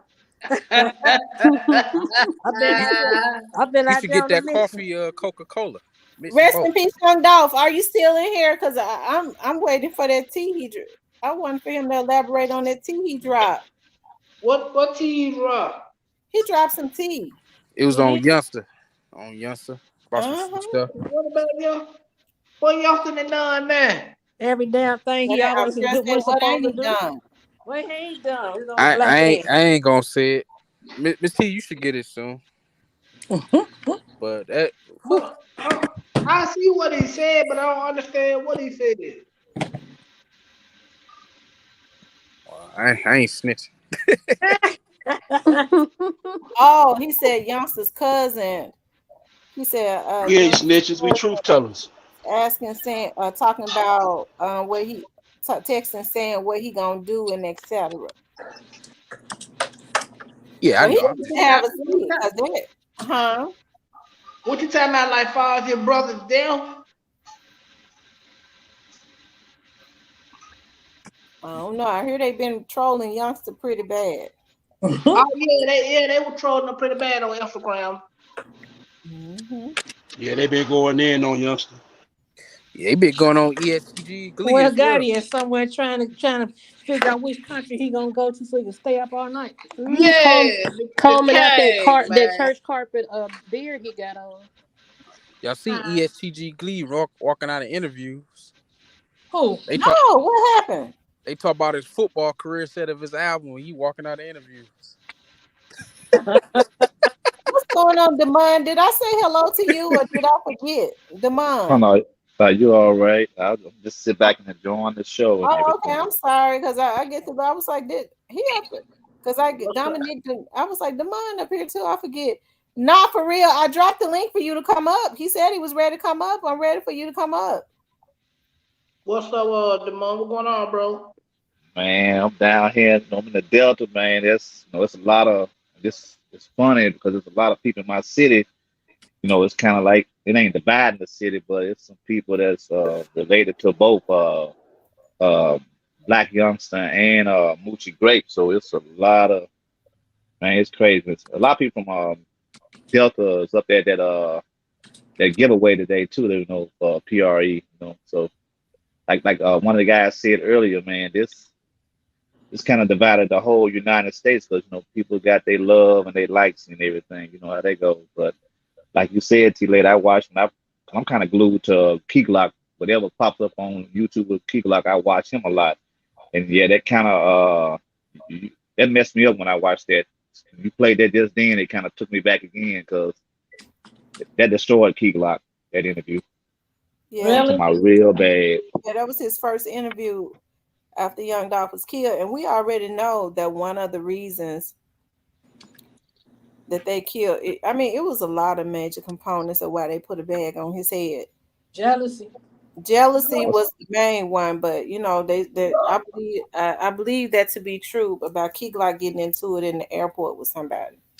Oh yeah, I heard about that too. Yeah, oh yeah, yeah. Now that got a little, got some facts to it. But like I said, if I was like I said, I was in the city. And I ain't talking about I'm going to ride through every part of the city, but I've been deep in the city for 5 years. Minding my business. I was always told you can live anywhere you mind your business, stay out of people's business. You know what I'm saying? So, but God had knew that Dolph had a roster. We just wanted the world wasn't hearing about it. But Dolph had a roster a long time ago. It was just a matter of time of him releasing them. But Dolph taught them guys right. He taught them guys. That's why they prospering right now because Dolph laid it down to them. You know, look, we're gonna do it this way. And Dolph Pop told me if something else was to happen to me, y'all better conduct yourself in that manner. You know what I'm Right. saying? And you can tell. Rest in peace, Young Dolph says that was true, Miss T. You know, I told you what was going on. You did. You dropped it in the chat first, and then Player Code said, "I know he telling the truth. I had not said. I remember he said it last year. He said I didn't say nothing about it, but rest in peace, Young Dolph was telling the truth about that. That was true, Miss T. You know, I told you what's going. It wasn't even Glock fault. They followed him." I feel sorry for I believe that if this don't wake black youngsters up, ain't nothing gonna wake them up. That's all I got to say. Well, he gonna be forever asleep then. No. Nah. All I'm gonna say is, man, if you feel like you a king, you know, you shouldn't even feel no type of way about stuff. Well, you know, like I said before, I mentioned, young black youngster run out there in the cemetery dancing around. You can't wake up them dead people, them spirits. You can't do that. And like I also said before, God's still pissed off. Like I said, and what Joe Gotti and them did, like I said before too, you gotta be careful how you do people, what you do to people, because you got kids and kid folk too. They do. Look what happened to black youngster brother. Come on. Yeah. Some stuff is karma, man. Like it be the innocent ones that be right. Innocent ones getting taken out because of your dumb stuff. Like I say, your Gotti around here trying to go to different countries so he can get him some, so he can stay up because he can't sleep because he being spooked out every night by dogs. Yeah. Whenever Epstein had killed. It's nothing but karma, man. It Karma can be something else. It can and be everybody telling him you need to tell the truth. Somebody can knock you off because you related to this person, or it could just be a robbery. Either way, it's karma. It don't even matter. It's karma, you know. Just I'm gonna say it like this, and I'm just being real. Y'all know what happened in Watts, and I'm telling you, man. People think I said this. I said this a while back, Miss T. Lady. You know I said this. They better get the National Guard in early, be in position while this trial going on and everything, because every episode gonna be a relapse. They better get on it, because this is, you got a whole bunch. Memphis was already a war before this dog stuff even popped off. It's gonna get even worse now. It's saying that you need to connect your mic and allow StreamYard to use your mic. Connect your mic. So that's what it's saying. You need to connect your mic. Yeah, like it's gonna get worse too, man. Unfortunately, because they talking and they talk. You know, Dolph was real love. I'm talking about, like, when I say love, Dolph was real love than Jackson. You know what I'm saying? Everything go through Jackson, go through the whole state of Mississippi. Right. And you know what I'm saying? So, and whatever ride, you know, and folks, I'm telling you, like one of the guys said earlier, I'm talking about all 50 states, man. Man, people ain't liking that Dolph situation, man, because they knew that everybody wanted to see everybody want to see Dolph at his height. You know what I'm saying? And it was just too much. It was too much. Dolph had that swag, man. I'm sorry. Dolph had that swag, and he brought the swag to the city now. I ain't knocking none of the past 10 rappers or whatever, but man, Dolph came through, man. Dolph made. That's all I listen to, Dolph. I don't listen to nothing but Dolph. Man, Dolph. I try to tell people, man, Dolph and Nipsey was the same. Ooh, leadership. Yeah, Nip was one of them too. Yeah, Nip was one of them. And another thing about Nipsey Hussle, people don't know about Nipsey. He was getting ready to do a documentary on Dr. Sebi. And you know the government got rid of Dr. Sebi because they wanted his formulas. Hey, I said this yesterday. I heard one of the young man say about Nipsey Hussle and Dolph. Do you remember when Dolph said he tried to holler at Nipsey and they intercepted and they got canceled? Well, they met before. They did a song together. Man. They did a song together. They're supposed to have been going on tour together. And you know what, like I said before, they're both Leo men. They both would have been 38 this year. Dolph was born in July. Nipsey was born in August. Nipsey's son by Lauren London is born in August. I'm gonna drop another bomb. Guys, hold on 1 second. How you doing now, for real? What's up, y'all? Yeah, we can hear you. We can hear you. Yeah. Hey man, look, I like the conversation you got, Miss T, man. Congratulations, man. I like how you doing your thing. I'm gonna join you on a lot of stuff, man, because I'm a big dog fan, very, very big dog fan from Paper Route campaign. Like I really been watching dog from coming down to Alabama A&M. You know what I'm Uh-oh. saying? Like stuff like that. Like I watched Yo Got It too when I was running around as a bad kid. Like when I was a bad kid, you know what I'm saying? I'm running around doing stuff. Like literally. I watched Yo Gotti Salt State 3-6 Mafia so bad till he couldn't do nothing but stop talking about it because 3-6 Mafia were already industry made. You see what I'm saying? Like if y'all go back, Yo Gotti been trying to beat ahead or something. Which I like Yo Gotti. But sometimes when you try to fill your shoes up and everything that you know, Yo Gotti is the type of guy got the little man syndrome. You see what I'm saying? Like I'm gonna drop the gym. Like one guy keep on saying something, but he keep on saying I ain't gonna say that because he knows something just like I know something. You see what I'm saying? Like it get deep. It get real deep. See, I've been watching Yo Gotti from Truly Mafia, Young Mob, see them real games in Memphis. You see what I'm saying? Right. Yeah, and then you gotta always remember they inherited a lot of beef. There's a lot of with it. Hey, rest in peace, Young Dolph. You right about that. That's what I was Man, now talking people about earlier. come on. They already calling my phone saying, "Hold on." See, you see what I'm saying? Like, Man, come on, man. What? Hold on.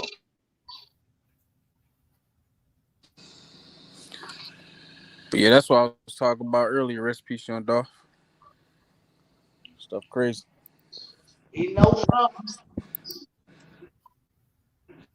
Exactly what I was talking about earlier when I said I know why old boy was mad because of them two. Common enemy. And I know this was touched on before, but that's the reason why a lot of stuff is never going to get resolved because people don't want to talk. No, they want to kill.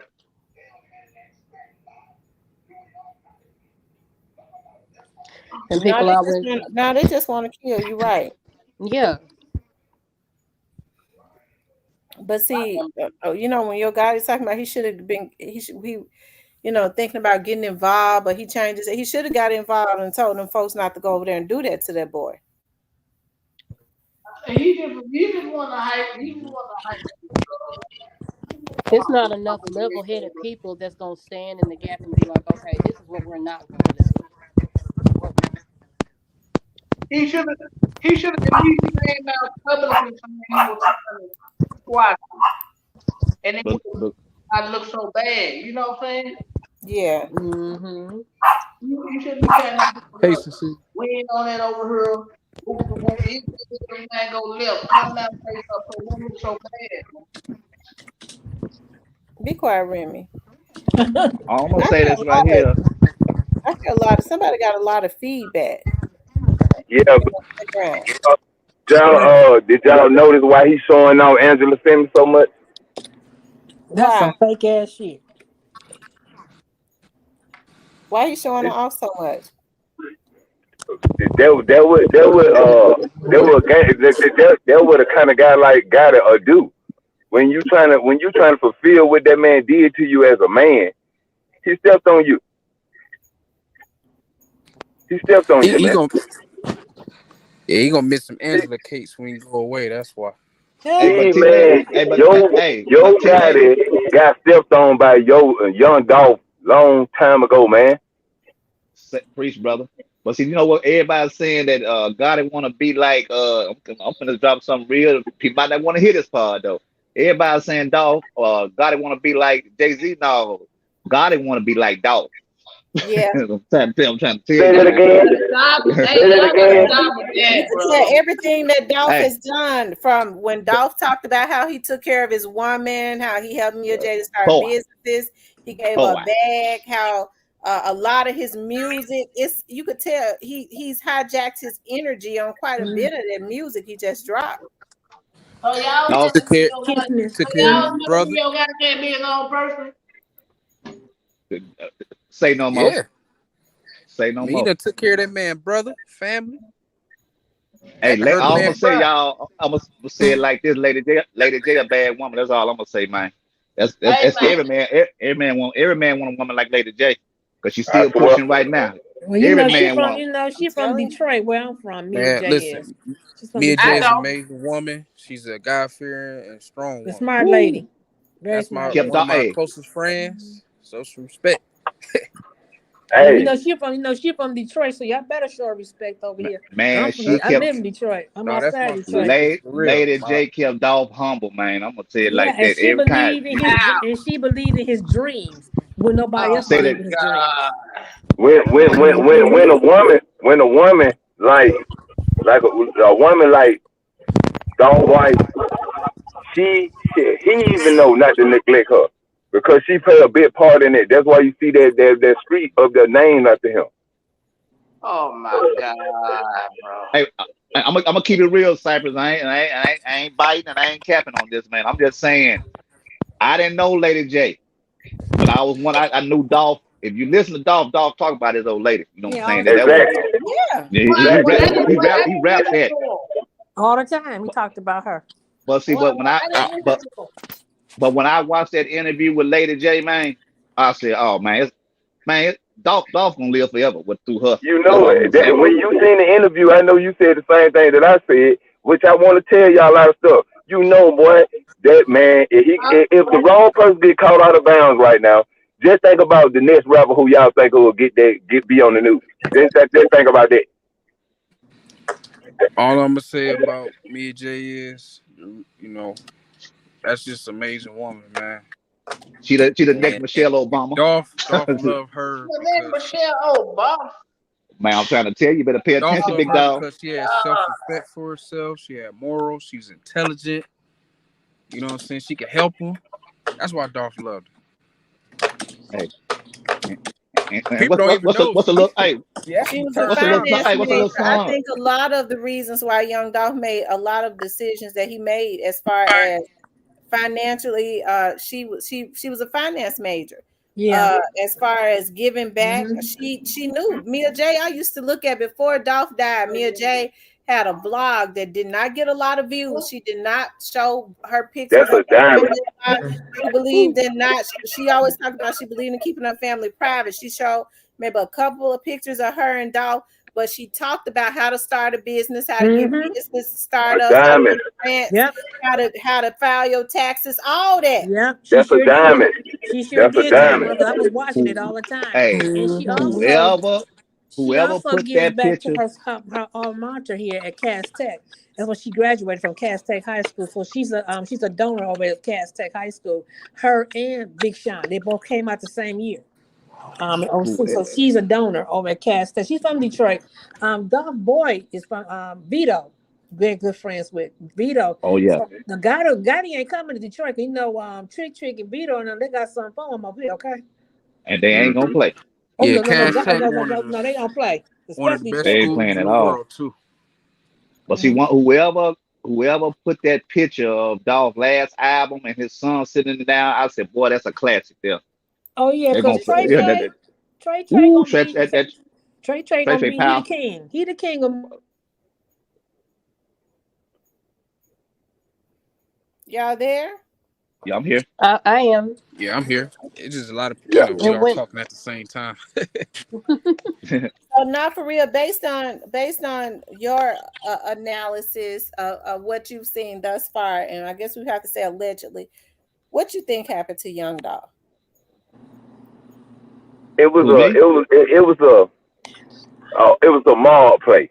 It's just like watching The Godfather, man. It's just like when you get so big in the industry. First of all, the industry play a big part of it too, and you can't X out Jay-Z. I'm gonna call the name. I don't care. I'm gonna start off with Jay-Z. When you got somebody like Jay-Z as powerful as Jay-Z, and you got somebody like Yo Gotti, that's toxic.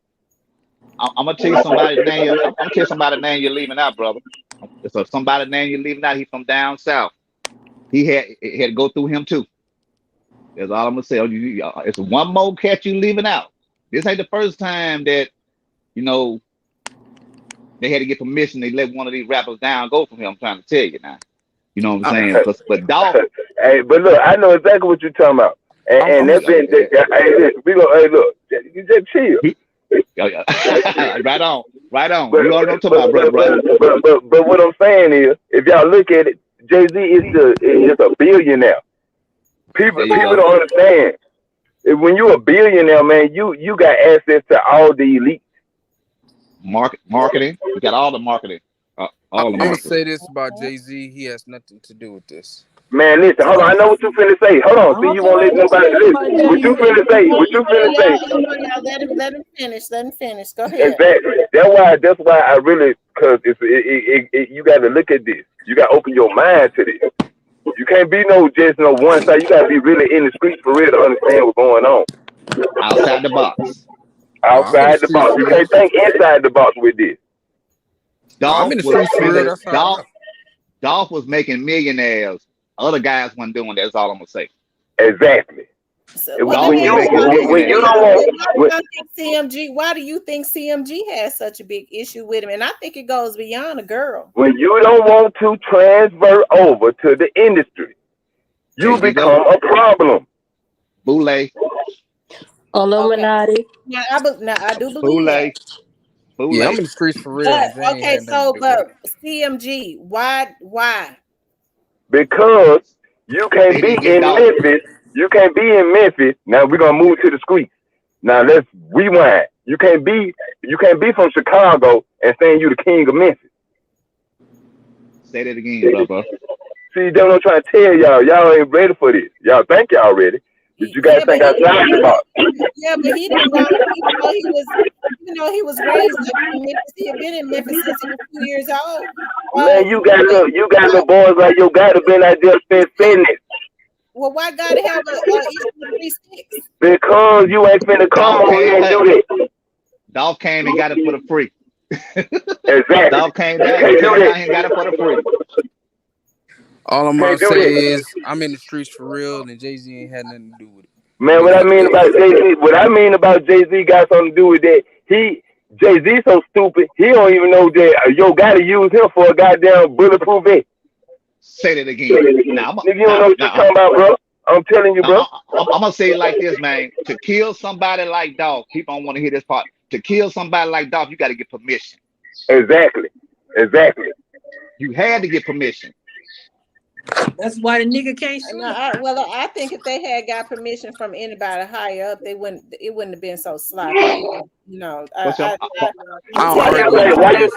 say Moneybag Yo ain't pay his tribute to that man? And Moneybag Yo, like I was listening to earlier, came out with what?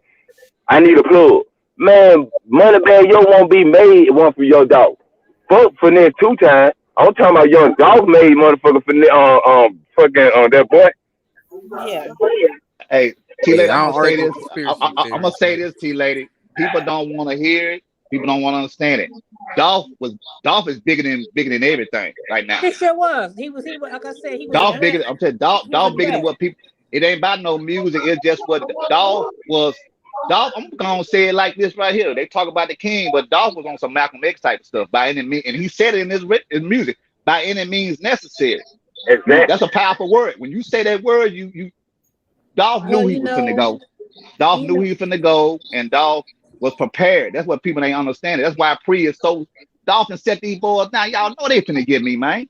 And y'all better be ready. Y'all better put it in that way. Before he got out of prison, Finesse 2 times.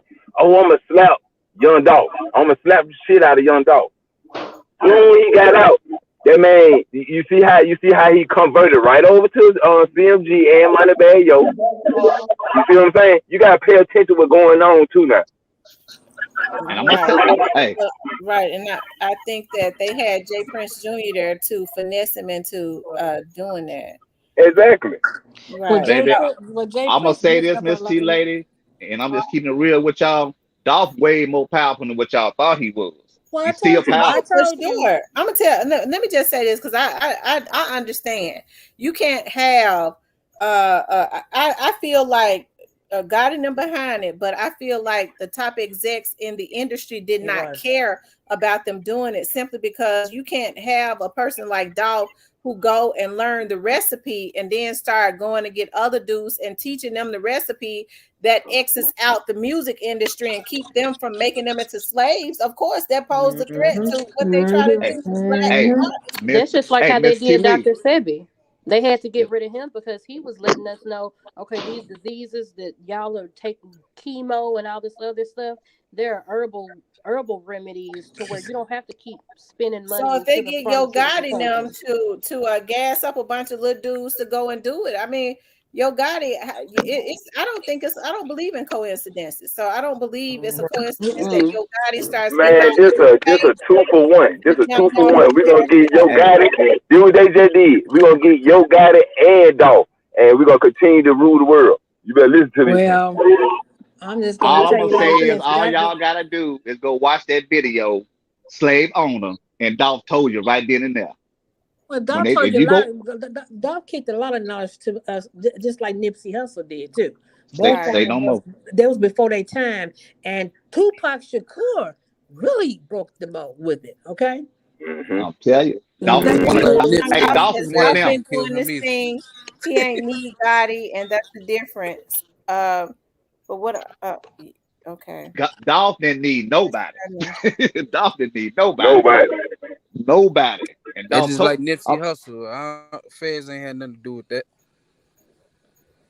You No, them. call somebody a I don't snitch, see. man. Hey, No, Fed- they gonna no, come the after feds you. ain't had nothing to do with that. But y'all, we've been on here No, I'm three and saying a half, people think almost that though. 4 hours. Yeah, I know. We've been on here almost 4 hours. I'm getting ready to land the planes, but I appreciate because I got to eat something. I've been fasting, so I got to get off here so I can eat.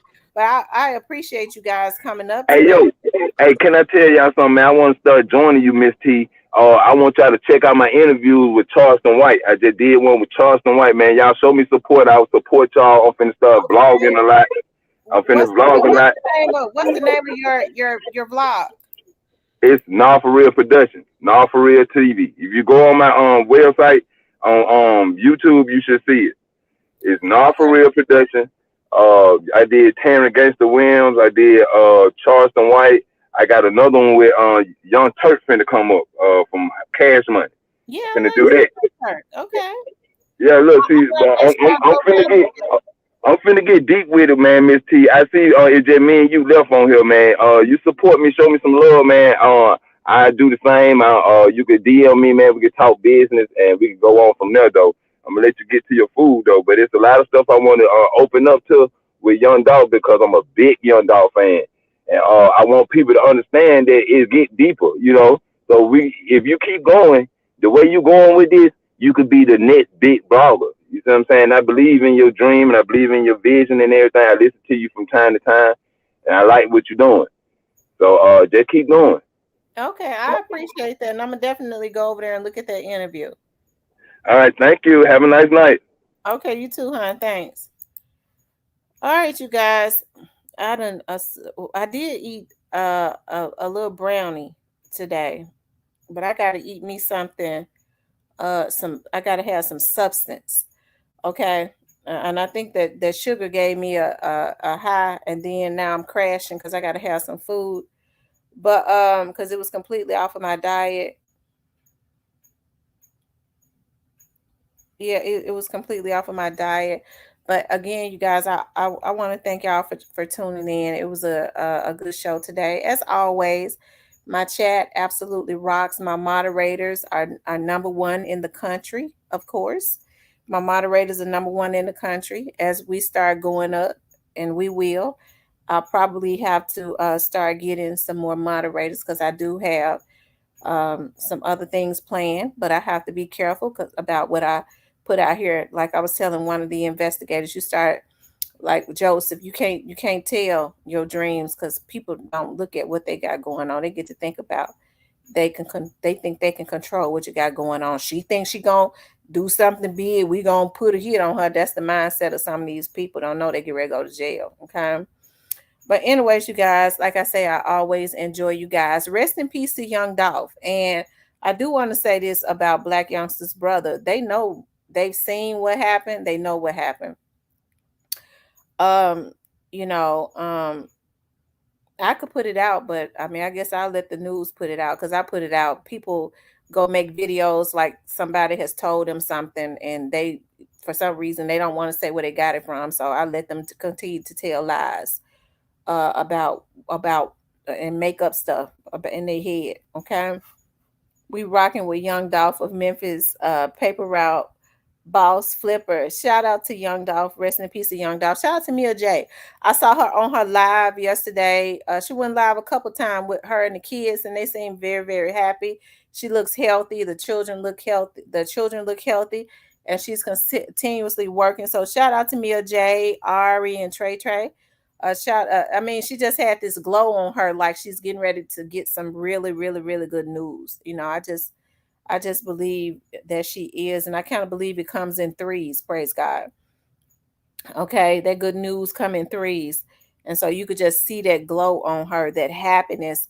It's almost like she's starting to see that God is, God did not forget about her as far as her prayers and things of that nature. And I know that we all said we would come into agreement for Young Dolph's father, who is I'm hearing is not doing very well.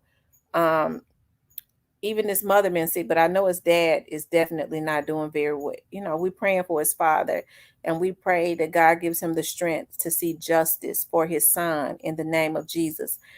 And I know it couldn't be easy, especially when you're already sick and you're seeing people that slaughtered your child put all of this demonic and negativity and all these lies that are across the internet, and looking at pictures of your child, and all of that, and people that did it and had a part in it, consistently poking at him and making fun of it. But there is a God. Okay, I almost felt something in my spirit when I said there is a God. Okay, and I just believe, just based on the glow that I see from Mia J, that God is blessing her in threes. Okay, I just kind of believe she got some good news. I just see that all in her spirit, and that is a good thing to celebrate. And I could tell that her spirit is up. She's getting healthy again, spiritually and mentally. And I just believe she's been getting some good news from the DA's office. Praise God. Okay. But anyways, you guys, rest in peace to Young Dolph. Definitely my heart goes out to my best friend, of course, and her family, because it hurt me yesterday. Because I was going to do a live. I'm gonna tell y'all how that happened. Holiday Tracks is one of my subscribers. He put in my inbox the story about Black Youngster's brother. And then I looked at it, but I didn't see his writing, right? It was just saying somebody was killed at the gas station at South Memphis. I know where that gas station is. So then Player Cole called me, and he was like, they're saying Black Youngster's brother was killed at a gas station. I was like, oh, I bet that's what Holiday Track sent me. I went back and looked at the message. Sure enough, he had said that they say this is Black Youngster's brother. So then I was like, well, I don't know. Maybe it's maybe it's not. Maybe it's just a rumor. And so I was like, I'm going to call Benicia. And then when I called him, when I heard, it hurt me so bad.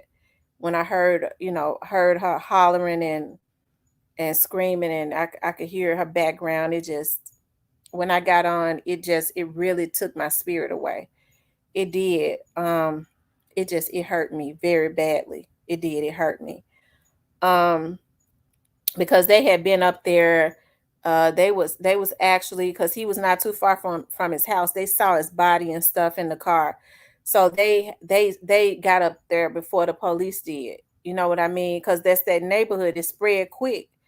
And she was like, I seen him. They did him so bad. They didn't have to do him like that. And it was just, it hurt me. It did. So rest in peace to him. Because he had nothing to do with heavy camp or anything like that.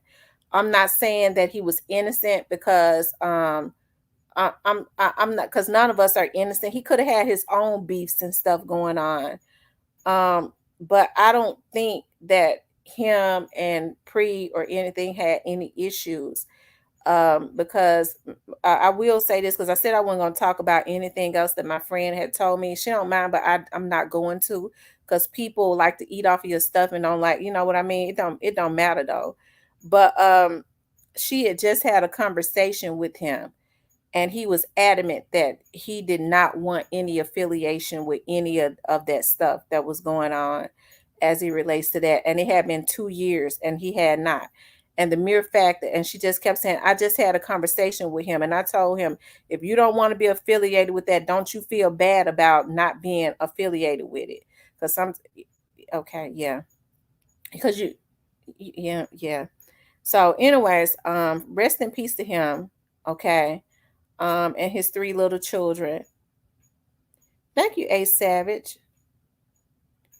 And I really appreciate you guys for not being disrespectful, because I know with so many people feeling a way about what has happened in the Young Dolph's drama. um, a, a lot of people may look at Black Youngster and say it serves you right, but I appreciate people respecting the fact that's been my best friend since I was 5 years old. Okay. And not being disrespectful to her family, regardless to what they feel about his brother. I appreciate that, and me personally, I don't think it had anything to do with Pre at all. But we'll wait and see. They know what has happened. They know everything from A to Z. They've seen everything. So, we'll see when the news put it out. If they do, if they start, everybody else start to say something. But I'm not gonna say anything. But y'all absolutely rock. I appreciate y'all understanding. I love you guys. I always say I have the best channel. I have the best subscribers. Y'all absolutely rock. We're the Real Grown Folks channel. We agree to disagree and push on, okay? I want you guys to pray when you get off of here, because there's a lot of demonic stuff into the atmosphere. And as I said again, rest in peace to Young Dolph. Peace and love to Young Dolph's father and parents, and Mia J and his children and all of his fans and family. Rest in peace to Manny, and my heart goes out to his family, definitely his children, his girlfriend, and all of that. Pray when you get off of here. As I said, God is awesome. God is absolutely awesome. Make sure y'all like, share, and subscribe. As we continuously go up, we're on the road to 20,000. Share it on your social media so that people can see the channel and like it as we move on to get into, to a plethora of situations, a plethora of things. Y'all, we're gonna get back into our book club, child. It's been so much going on, we kind of got off track, but I'm working on doing something, okay, as it relates to that book club, so that we get back on track, okay? Because I told y'all I had wanted to get, and that's what I want to do, child. He be hanging out on Twitter, child. But I love you guys. I gotta eat me something, okay? Y'all be good tonight. Be safe, okay? Talk to you later.